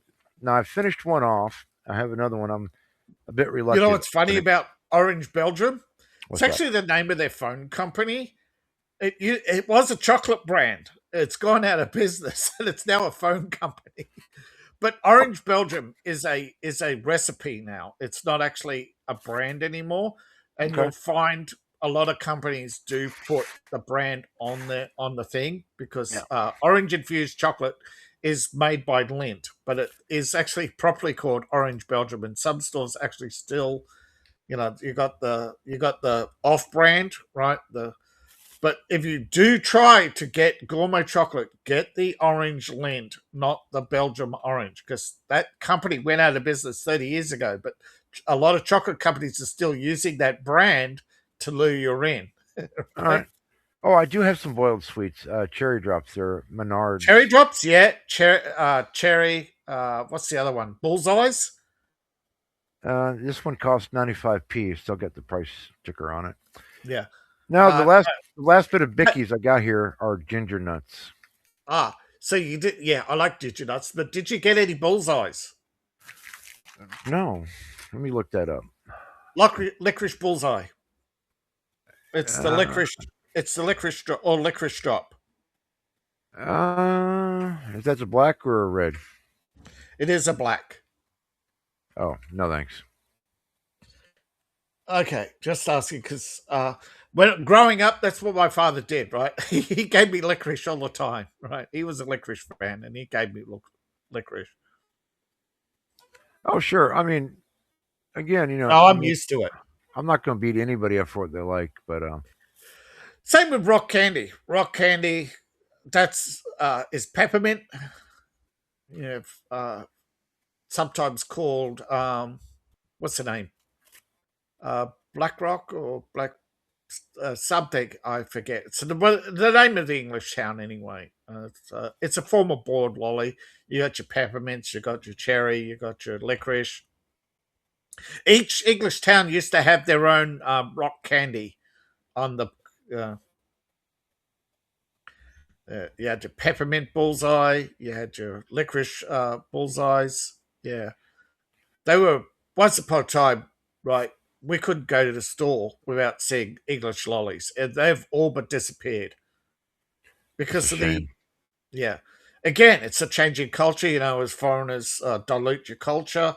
Whether by foreigners I mean not just people of color. I mean Europeans, right? They Yeah. too do not have the same candy culture as the original British, right? Their candy culture. I've been to Europe. A lot of it is string candy, and it is horrible, horrible. Europeans, like you've just eaten, you know. I suppose, uh, string chemical, right? Whatever it I is, tell you a it's movie everybody should check out. It's the original Willy Wonka when they go in the yeah, sweet shop. that's English. Yeah, Ah the man, English, I original, yes, original Willy Wonka with what's his name? Gene Wilder. Gene Wilder. Yeah, So since I went there in the '80s in England, which is not the '60s by any means, but there was still a lot of remnants of the 1960s with food and other in yeah. England. So I got to sample those goodies before they either went away or they're becoming extinct now. So man, I feel so privileged to have been, had the opportunity to live over there Yeah, when I did. because there's actually someone said, right, there's a difference between those born in 63 and 64, right? There seems to be a total disconnect, right? The people in 63, up until 63, right, and the kids from that period, right, seem to have a total different education, a total different set of tastes, and a total set of values from the 64 through to the 78. And then from the 79 onwards is different again. But the kids in the English schools, and I didn't know this, right? They used to have, right, in English schools, they used to take them down, right? Up until 1963, they used to take the kids down to the local pond during summer, right? The kids would strip off and go for a swim, Oh, nice. right? Nowadays, you can imagine what they'd say, right? Hello, hello, hello. What's going on here? Out with the truncheon. Yeah. But you know what I mean? There is what they say. 1963 experienced the death of culture, and it became a worldwide phenomenon where people were abandoning their individual cultures. Right. So when they talk about diversity, no, they're not. Right. It's Orwellian. Right. When you talk to someone born in the 70s or just from that period of 63 through to 78, you may not understand, but we experienced a diverse culture, right? We had Greeks who made real Greek yogurt, and it was different from any other yogurt. We had Dutch cheese, and you knew it was Dutch cheese because it was different from every other cheese, right?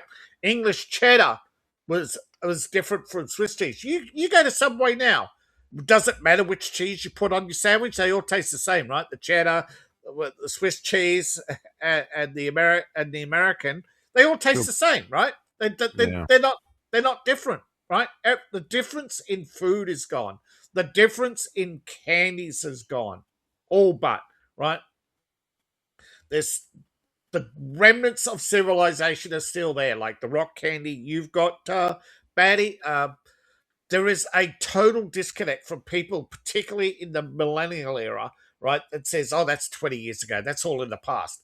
Well, I'm telling you, all that in the past, we had true diversity, right?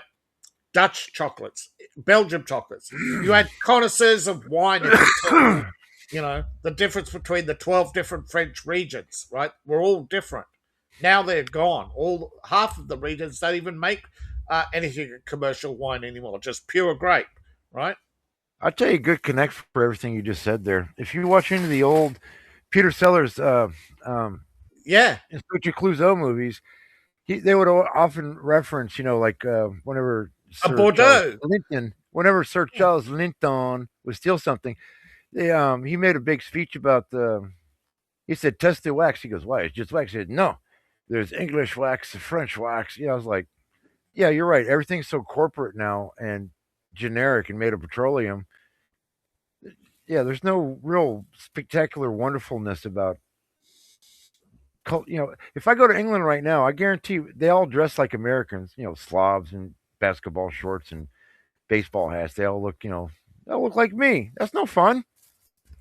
Yeah. Again, right? Orwell did predict this, right? This is what most people understand about Mr. Eric Blair. Eric Blair was not predicting anything.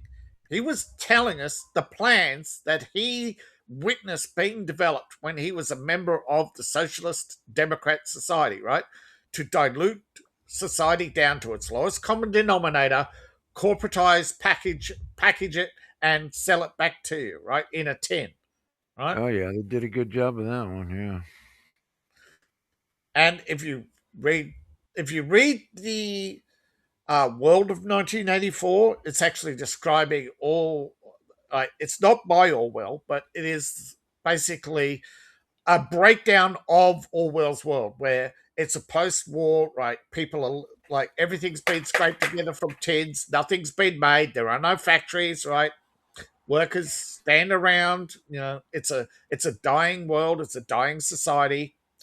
And that's why I say, there's a term for it. It's called techno-barbarian, right? You're still living in a technological advanced society, but I can guarantee if you can't go around and round up people and say, okay, let's build a computer, right? They just stare at you, right? Well, the store does that. Yeah, but it's made by machine. There are very few people left in the world who could make a computer, right? Most computers are made by machines now. If those machines break, right, that's it. It's like when the Texas Instrument plant closed. They're desperately racing to reopen it and retrain people because there's no other machine in the world that can make those Texas Instrument chips. Yeah. And they're running out of those chips. Yeah. You can't. We're living in an age where expertise are slowly dying off because though we teach them to the young aren't putting them to practice or putting them to use because there's no economic value in it, right? Well, they don't care. There's nothing in it for them. Yeah. So they don't value the skills they have. And again, I wish I knew the name of the book because it basically explains, right? In the future, the geniuses who they will send to space are the ones who will have skills, right? They're not going to send, your Starfleet Academy graduate. They're going to be sending bricklayers and electronic engineers and plumbers, right? They don't need a Wesley, right? They don't need a Captain Picard, right? They need an engineer, right? Engineers will be going to space, right? Plumbers, right? On a spaceship. You're not going to have a guy refilling the candy machine. No, you're going to have a plumber to keep those pipes working, right? Well, you don't want somebody too smart because people with high IQs get bored very quickly, and yes, and then spend their hours playing classical music and then finding ways to pontificate and come up with ways of outsmarting aliens. That's how wars start, right? That's why wars start because they stand there right at Davros and pontificate, and eventually the Russians go, "Someone please kill him." Well, you're right about you don't need a Wesley Crusher in outer space because you don't need anybody to be in the shop fabricating anything from raw materials because you have 3D printers making damn near everything when they need it. Yeah. So, and yeah, it's going to be the plumbers, it's going to be the engineers, who put things together, right? The 3D printer breaks down, they can put it back together, pull it apart and put it back together, right? Oh yeah. But they're not going to need, right, people who can design or create new stuff. They're not going to need inventors. They need people who can maintain and repair the technology because you can't stop and rebuild your spaceship from scratch, right? You have to keep it going, right? So an old jalopy, right? It's going to take you 150 years to reach the next planet, and you're going to spend most of that time asleep and having your body rejuvenated. I don't know about the sleep thing. You definitely can't freeze the body because the ice crystals will expand and No, kill but kill you'll you. spend up to 28 days at a time in a sleep cycle, right? And then they'll Oh, rejuvenate you, right? It's a rejuvenation cycle. It's alleged, right, that you can't freeze somebody for much long either. So yes, but they're trying to come up with a way of having you take long sleeps, right? Get out of this long sleep, right? You're rejuvenated, so you're going to stay. You're going to maximize your lifespan. Hopefully, get you because there's no way they can make a generational ship and make sure the skills are passed on or anything like that. No. Plus, imagine well, the size. I can't buy into that. There's multiple reasons for that. You're not going to extend anybody's life by putting them to sleep for a little bit. And the only reason they do that is to conserve resources because they haven't figured out a way to build a spaceship big enough to have a hydroponic garden or even possibly livestock. That's why they said it's so going to you not can have going to a be healthy. a generational ship. Yeah, Because the one thing that people consume is going to be food and oxygen, and if you don't have the ability to replenish that en masse, there's no point in yes. sending anybody. But the thing is, they're sending. It's going to be a massive ship with a small crew because it's going to be hydroponics. It's going to be this huge processing of atmosphere to make sure it's safer. And there's also going to be emergency contingencies. There's going to be all sorts of sensors. It's There's the going to be food. all, yeah. I looked at Elon. Even Elon Musk is all these proposals for going to Mars, and as much food as they have, storage they have for food, it's not enough. And they always try to get everybody to eat the minimum amount, which is going to kill morale. After 6 months, nobody gives two shits about being the first person on Mars because nobody wants to eat bean sprouts every freaking day. Oh, they're tasty and refreshing. Yes. For the first 28 days.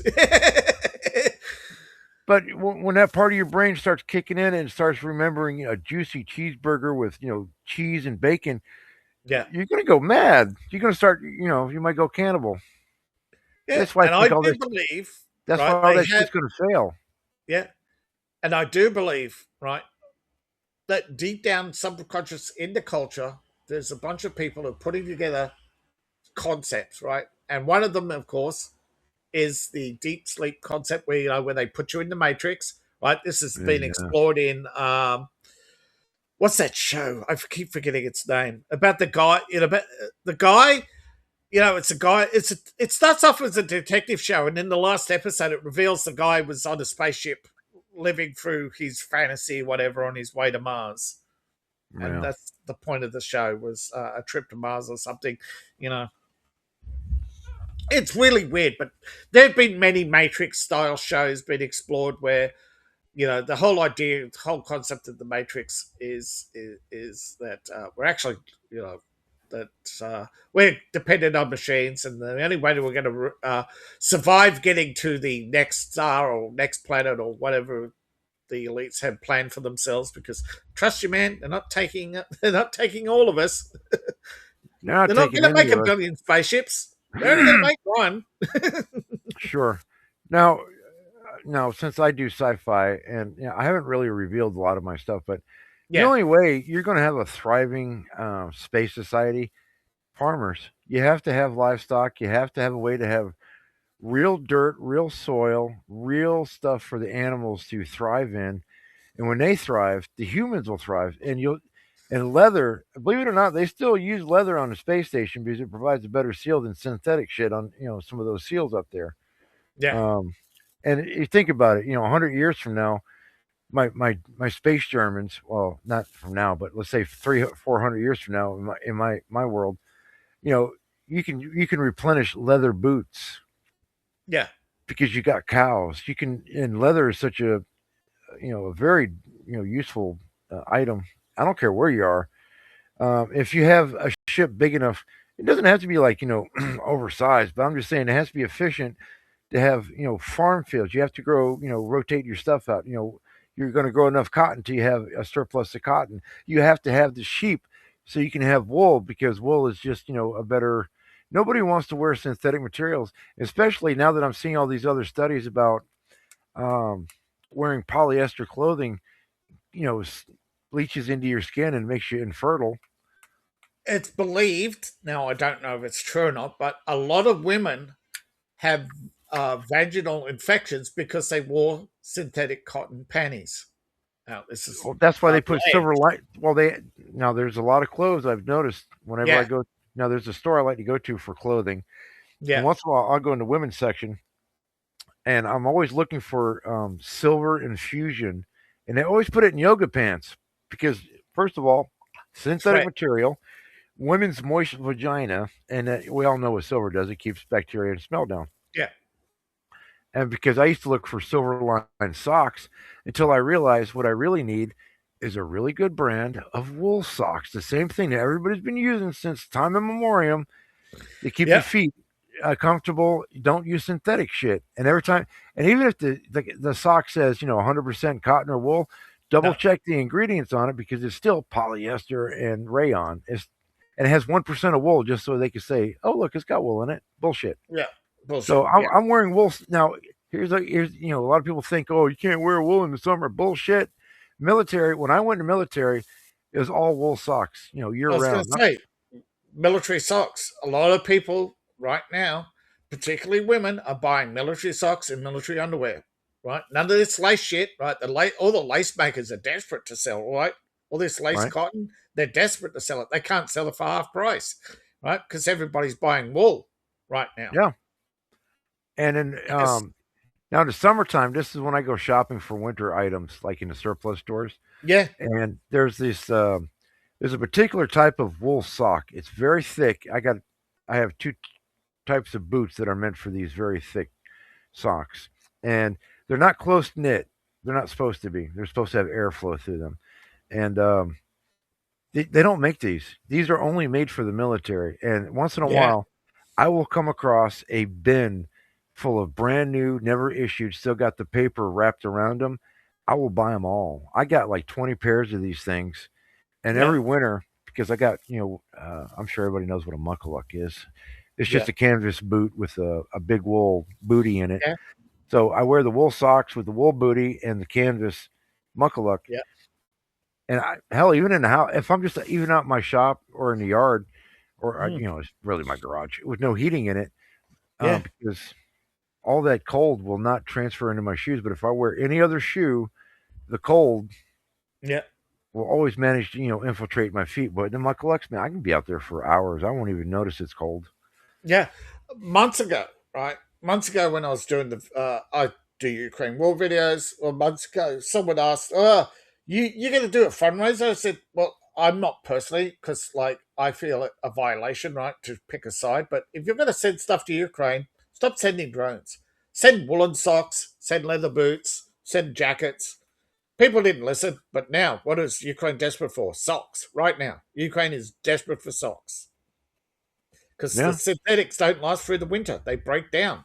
Right? they rot your feet. Even cotton socks, they hold moisture too, especially Yeah. in the summer. So Summer's different. yeah, You can change. You're more likely to take your boots off and wash your feet in the summer, but in the yeah, wintertime, yeah, moisture is if you get any moisture on your feet and you don't get rid of it, yeah, that's trench foot to kill you. yeah, yeah. That's what they're going through in Ukraine, right? The synthetic socks. Doctors are peeling them off off kids' feet. Oh yeah. All this. Yeah.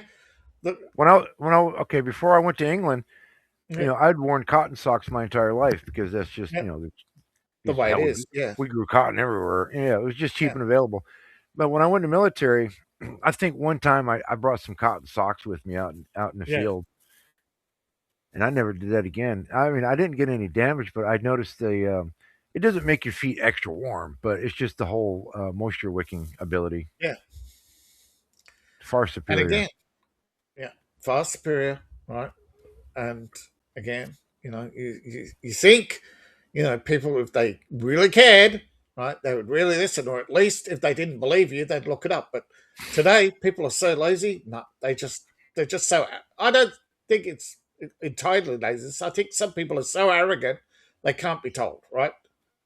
It's like these. Yep. It's like this collection of fine peaches, right? Who go back to mgtow's video too. All those fine peaches who got their degrees in chip on shoulder. Right? That's what their degree is, right? Doesn't matter what you got your degree in, lady. It's a chip. You did studies on getting a chip on your shoulder. Okay, Yeah. and you think you know everything, right? I mean, I can guarantee you this is why they have retraining of every nurse that ever goes through university. What's the first thing they do when they get to a hospital? We're retraining you. Oh yeah. Oh god, yeah. I've had jobs like that. Yeah. Everything And you learned in school, forget it. We're going to show you how yeah, we do it. Yeah. yeah. No, I worked for 3 different hardware companies, and the first thing the company tells you is, no, forget the system, right? Whatever you learn, you know, the current building standards, because that's back when building standards were being upgraded, changes. So, like in one building, right, they say no, no, no, you can't sell F5 anymore. It's got to be F7 or higher, right? So all you had to go through, find everything marked F5, pull it aside, right, put it in the firewood pile, right. So many timber yards in the 90s were basically, you know, full of garbage timber, right? It was incredible how more houses didn't fall down. But these days, most building places, no timber, it's all steel, right? I don't know if I like that. No, but some countries like in America, you still buy timber frames, but here in Australia, they're going to try to push all steel frame now. Well, we're a mix here. Yeah, If you want to put up fast, you use wood. If you want yeah, to spend a little extra money, the steel frame. I yeah. don't know the benefits, so I can't really say one way or another. But with wood, Allegedly, it can stand up longer to a storm than a wood frame can. But yeah, the F5 used to be the minimum. Used to be the gold standard was an F5 beam, but then like F7 became the minimum, and for a lot of your lentils, they're going to be F28 for a wide. So like they really changed the standards a lot, and even today, like you have steel corners who are rated at F42, so like they're technically meant to be better than any storm. oh, Now, I will say I have absolutely no problem with the idea of certain steel reinforcement in certain Yeah. key points of a house, but my house is stick built and it's forgiving. It's very easy to repair. Yeah. If a tree falls, I can literally just dissect, just the damaged bits and just find out where the supporting parts are and just replace it, and I'm done. It's Yeah. That's the thing. In the future, all right, there is going to be the absolute need for maintenance and repair because a lot of these big companies they can't survive. They can't survive a small market.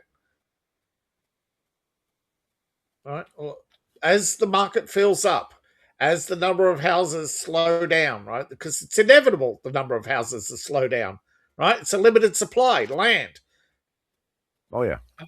So yeah, housing is going to slow down. A lot of these big companies. That's what I said. We're techno barbarians, right? We've made too many big systems, right? Rome failed because it was all big systems, right? So if trade stopped flowing in Florence, right, half the countryside would die because they had no food, right? Because they had no farms. They were all Oh, cottages.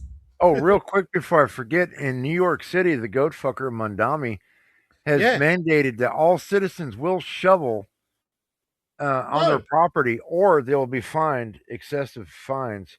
So you don't even get a choice of saying "fuck you," I'm not doing it. If you don't do it, they're coming for you. Yeah. Because Okay. because As what are they doing society with the money? collapses.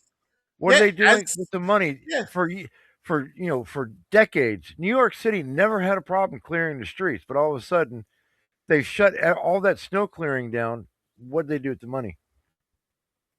And if you want to get a part, they're offering people jobs. They're paying $30 an hour Yeah. to That's shovel where it's going. snow. Now Yeah. you have to show up with 2 forms of ID, and everything has to be Oh, Xeroxed. geez, racist. Everything has to be Xeroxed. And just I was watching a couple of videos, and if you don't have the right shovel, they'll turn you away because you have to have the correct shovel to do the Oh, snow. So it's like, man. do you want people to do this, or are you trying to keep them from doing it? I think what they want is they want the property owners, all the stores and whatever, to shovel their own snow. They don't want to have to actually pay anybody $30 an hour because there'll be some bums or some dude out there who's got a good strong back and he will shovel day and night, and make thousands of dollars a week if you let him. But I think they're trying to prevent that. I think it is too. Right? Narrowing. Right? They'll narrow down, right? So that only the approved people, right? They're trying to create a system of expertise tyranny, right? You got the Hmm. approved shovel, right? The approved Yeah. documentation. But I thought ID was racist because you need I what see you don't need ID to vote, but you need ID to shovel snow. That is wackadoo. That is really wackadoo, man. Right, Oh, national security. Nah, just walk right in. But you don't need it. you with the square nose shovel, you're out of here. It's not You an don't need approved an snow ID shovel. to vote, but you need an ID to shovel snow. I mean, No, that's that is ridiculous. wackadoo, man. Yeah. Do they really listen to themselves? No. Well, But I'm telling you, right? So keep the retarded Democrats aren't listening. They no, they're so entrenched that I'm superior. They're not yeah, hearing. I need 2 forms of ID to shovel snow, but I don't need it to vote. And they don't realize all these idiot foreigners coming in are just And now they got the call to prayer 5 times a day. They keep clogging the traffic up. That yeah. That's going to be really interesting to. What happened to separation of church and state? Oh, you're oppressing brown people. I warned them. There Warned now you all. there is nothing in the Constitution that says that you have to separate church and state. Well, yeah, but when Roth versus is it Roth v. New York, 1958? They said it did. The Supreme Court of New York ruled that separation of church and state was constitutional, Now and that that's why Christianity was kicked out of every school the following year.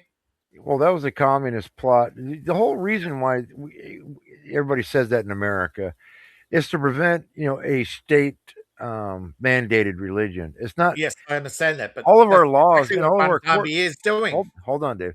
Yeah. All of our courtrooms. Now I Yeah. remember, back in the 80s, I made a mistake or two. I had to go to court. You'd Yeah. see the 10 Commandments up on the fucking walls in the courtroom. All the Yeah. American laws are based off, the British One of them. justice system, and it's all based on religious values of, don't be an asshole. Yeah. But what you're talking about was the communists. They started right after. I mean, hell, probably right before World War II ended. It's Yeah. all communism, and you put those seeds, and you watch the trees grow. Then you just direct the branches in a direction. Yeah, because we do have state mandated religion. You just don't see it, right? Because they don't dress it as religion doesn't mean that socialism isn't Satanism dressed up, or that environmentalism is pagan religions dressed up, right? I don't know if we had this discussion. I was discussing on the panel before a couple of panels ago, where, believe it or not, St. Valentine's Day is a set of pagan rituals around the Roman gods, particularly Cherub, right? Cupid. They're Roman gods, right? The Roman rituals, the flower rituals, the perfumes, they're all Roman, right? They're all Roman pagan rituals, right? The Feast of St. Valentine's was picked because Valentine was committed to be executed for supporting an act of love between a commoner who married a noblewoman against the wishes of the emperor. And the emperor's word was law, so he demanded that the priest be executed. So the Feast of St. Valentine's was picked to replace, right, the act of love of the church with a feast of Roman love, which is the worship of the gyno, right? The worship of the vagina, right? They renamed the god somewhat, right? Dionysus, a man of festivals for Greece, was renamed Diana, right? And turned into the goddess of sexual promiscuity. And they've renamed Diana again into the goddess, right? Literally just the goddess, right? And you have all these witches' shops all across America, even in Salem, right? Dedicated to the goddess. I've had pagans come after me on my BitChute channel talking about, hey, you worship a dead Jew. No, he ain't Jewish. He didn't and he ain't dead, right? He didn't preach. Christ didn't preach Judaism. He didn't tell you. He didn't tell you all about the high holidays and put on your yarmulke and pray to gold. Right? Yeah, I don't have those conversations. Oh, God damn it! You want to take care of it? If I do, I won't be We back. can wrap up if you want. Yeah, let's go ahead and wrap up. Sorry, I was hoping that more people would come, but they got stuck on Discord, I guess. Yeah, they were stuck. Yeah, they were there for a while. I saw them. Yeah. All right, Dave. It's been lovely. I will do it weekly. I think I'll do this weekly on a Tuesday. It's for me. It's Tuesday, right? Yeah. Now tomorrow tomorrow's your day. Yes. Yeah. So I'm gonna start kind of early over on YouTube, and we're gonna cover the State of the Union address with Donald Trump, and so that'll be the long-winded. Anybody want to have whatever conversation, I'll let longer conversation go with that one. And when I go to Rumble, that's just going to be we're going to go through the videos. Nothing really. No. So that's going to be a long day for me. So it's just going to be, just trying to be all fun and Rumble and keep everything short and sweet. I try, but as you know, I tend to waffle, and people go, "Nah, really." I mean, there's a time and a place for it, but especially on my Tuesdays, I'm trying to burn through those things quickly. I'm not trying to do any history lessons or Yeah, I know. I'm trying not to be professor all the time. Professor Dave. Well, what I've break it down for me, but sometimes there's a craziness that I've noticed. Well, what I've noticed is nobody's ever said nobody ever said, "Hey, Batty, you went too fast. I have questions." I mean, everybody's kind of up to the same intelligence level we are, so they keep up fast enough. Yeah. That's why I don't go too in See, depth that's with the it. problem, right?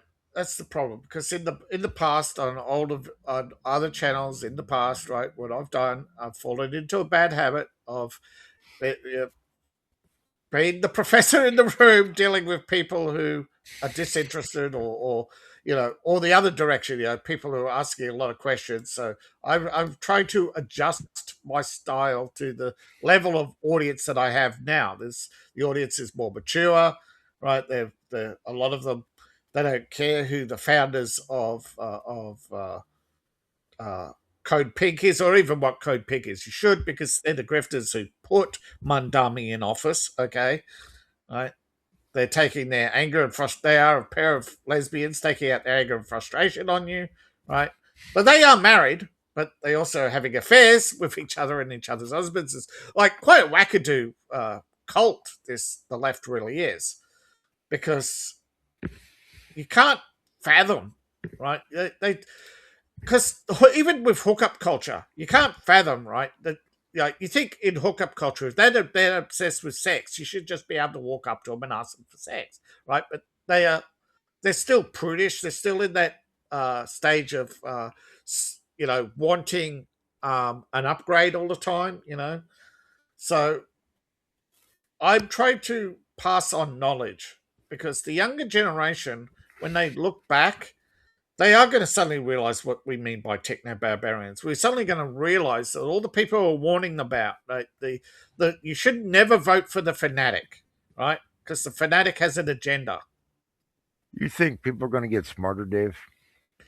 No, I think we're going to go through a collapse before people get smarter. No, I Let think me we've reached peak. let me And tell you where we're yeah, at right now, and this is one of the reasons why I keep a lot of stuff I do short. yeah, It's a survival mechanism to not overthink the horrible shit we're going through right now.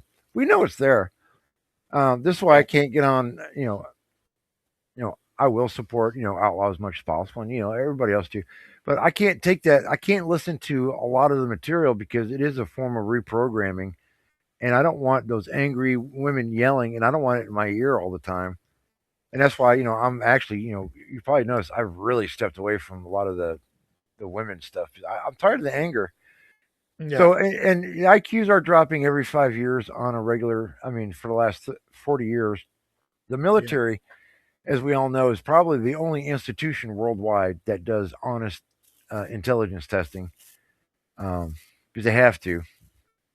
And so all the militaries around the world are noticing, the IQs are just dropping on a regular basis. They're dropping 5 points. It's like a point a year. So for the last 50 years, I mean, they're going down, man. And Yeah, they but don't care. All they no, want is they want to see some guys come up out of the head, that shibby dibby thing, and they just want to giggle like a retard in that movie. Oh god damn, Idiocracy. Go idiocracy. away, Yeah. I'm baiting. Yeah, that's all they want. They want to So, masturbate like I and said, sports. yeah. So, like I said, I am trying to adjust to the audience, right? And I realize, right, that people are not as sharp but maybe it's just the old fart in me, thinking that they can be saved. But well, the other half of me is saying, no, go back to your Bible. There's people who can't be saved. Oh sure. And now, as far as your material goes, you are no, I'm not giving any class, but you are giving presentations. There are a lot of people who do like a more thorough dissertation. Yes, Now there's but it some is. But not I've every noticed. but if you're trying to But have fun, you can't be yeah, long-winded. But if you're yeah, trying to, have a dissertation, yeah, take all the time you need. yeah. You can't combine fart jokes and 10-minute No, history lessons. No, it doesn't work. no, no, no, no. But Yeah. in the last 28 days, right, I've got over 2,000 views for very little likes. So I'm worried. But when I'm told the average video view is less than 5 minutes, right, it's like, no, really? Yeah, it's unfortunate, isn't it? It's less than 30 seconds. I mean, No, you I'm know, talking about my average view is less than 5 minutes. And right. that's normal, considered normal. Even my lives, Yeah. there maybe 3 people will stay for the entire thing, but on average, 15 minutes is the attention span, and they check out because I see the analytics. And That's what I'm saying. I'm just looking at my analytics right now, sure, and the attention span, right, was the beginning and the end, right? There's more people paying attention now than at the beginning, right? that's why especially in the Yeah, first 30 to 40 minutes of my lives, I try to keep the pace blurring yeah, because it does help for some retention. And as soon as I lose anybody's attention in the first 10 minutes, they're checking out. yeah. So that's why I'm not I'm pretty sure I'm not harsh about it, but that's why I try to keep that fast pace. And after the second hour, whatever, man, I start losing steam, and it's like, what do you got? Yeah, like I'm just trying. Like I, I wouldn't call it making a living anymore. I'm just trying to get by because I'm on a pension, right? Disability, right? I can't go out there and take odd jobs like some people can, right? Yeah, Because I can't lift, right? My vision would blur, right? My hands slightly arthritic. So like, and as writing goes, I have dysgraphia, so I spend twice as long editing as everyone else. So I can't even do a writing job because these days temp writing jobs, they're not going to pay you more than an hour to do an article, I right? got a suggestion for you. Yeah. Rusty Rivers went from 0 to 10,000 subs in under 3 months with cat videos. Wow. Do cat videos. Just change out the music and do shorts, not long. Do the short format of, I'd say, about 20 seconds or less. The whole ASMR thing that's the thing right now. If you can get people to, but cats, even I've caught myself watching, inordinate amount of cat videos. I'm like, what the I could be doing something productive. Fuck this. But anyways, there's a lot of people out there who will. So, anyways, yeah, he got 10,000 subs, and I'm sure he's more than monetized by now. Well, try cat videos. I don't have a cat. No, you can AI this stuff. You can just Yeah. you can they got what they call the remix. Hell, you can actually take anybody's content. That's the beauty of a Remix. short. You can sidestep all the copyright laws. You just keep it under 30 seconds. You can put No. whatever music or video you want in there, and nobody can say nothing. But I'm just saying, I'm looking at my analytics on AI, right? AI analytics, not the YouTube analytics. So I'm trialing an AI, right? So maybe free. I don't know how long it's going to be free for, but for now it's free. So I'm using it while it's free, and the analytics say my retention average view duration 1730, which is what they say. Yeah, typical is 13. So everybody currently using the vid IQ analytics, right? All those videos, over 10,000 people are using it. So out of that, I'm in the top percentile. So it's hard to know exactly where I'm sitting. But all I'm doing is just, I'm not doing this to say, hey, I want to be the next Mr. Beast or whatever, right? Well, I've got the opportunity to do this, right? Because I was making around $100 every few months. No, not like just enough to get by, enough to get out of the little hole I'm in. But then my hard drive crashed, and that's my life work. That's like gone. All my everything, my life savings gone. Like, it's hard to be at the bottom end of society and get by, right? Sure. And I know a lot of people would say, Dave, get a job. You could sit there for 8 hours. No, you can't, right? I've had jobs. Within a year, I'm fired again, right? I'm fired again within a year. And a lot of the jobs, like government jobs, psychological evaluation, there's no way I'm passing. Yeah.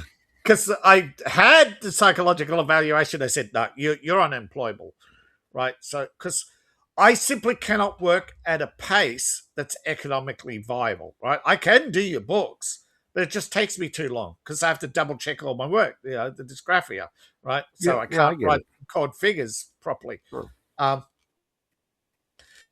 Could you imagine if I could remember people's phone numbers, all the phone numbers women have whispered in my ear over the year that have gone, disappeared from my brain because they're scrambled? Yeah. It is it's a, yeah, but as Annie, Annie, it's a hard life, right? And so I want to uh, definitely get away from doing negative videos. But I want to do reaction videos because they're funny. But I also want to do the hey, I'm going to do a short cooking thing. I'm going to record it, try to do it properly. Do the hey, here's a here's how you make spaghetti bolognese that's possible, right? That won't kill you, right? Without having to go to the store and buying expensive ingredients and chopping and cooking and little cheats like that, like Subway, like making your own Subway, right? Stop making rich people richer because that's crashing the economy, right? I think I had this talk with mgtow that the further society moves away from the center, whether it's left or right, the imbalance is what crashes society, right? If you have too much of this or too much of that, and you read in the Bible, right, you can have too much altruism, right? You have toxic altruism right now, but on the other side you have toxic capitalism, right? You don't have real capitalism. You don't have a free market. You have governments picking the winners and losers. And somebody asked me, how does Amazon stay in business? Look at all the government contracts. It's all there for you to find out if you really wanted to find out. But I'm going to have a look at this cat video thing. And his name is already gone from me. I should have written down. What was his name again? Rusty Rivers. Rusty Rivers. Yeah. Right? Because I've been meaning to also do Willy Wonka cuts because I think those are funny. Oh yeah, that's impossible, madam. That is a marshmallow room, not the fudge room. But yeah, I do need to go though. It's yeah. I was going to say, thank you for coming. Yes, I really appreciate the audience as well. The 5 people watching. Say goodbye to everyone, and I'll just end stream. No back room. All right. I'll see you when I see you.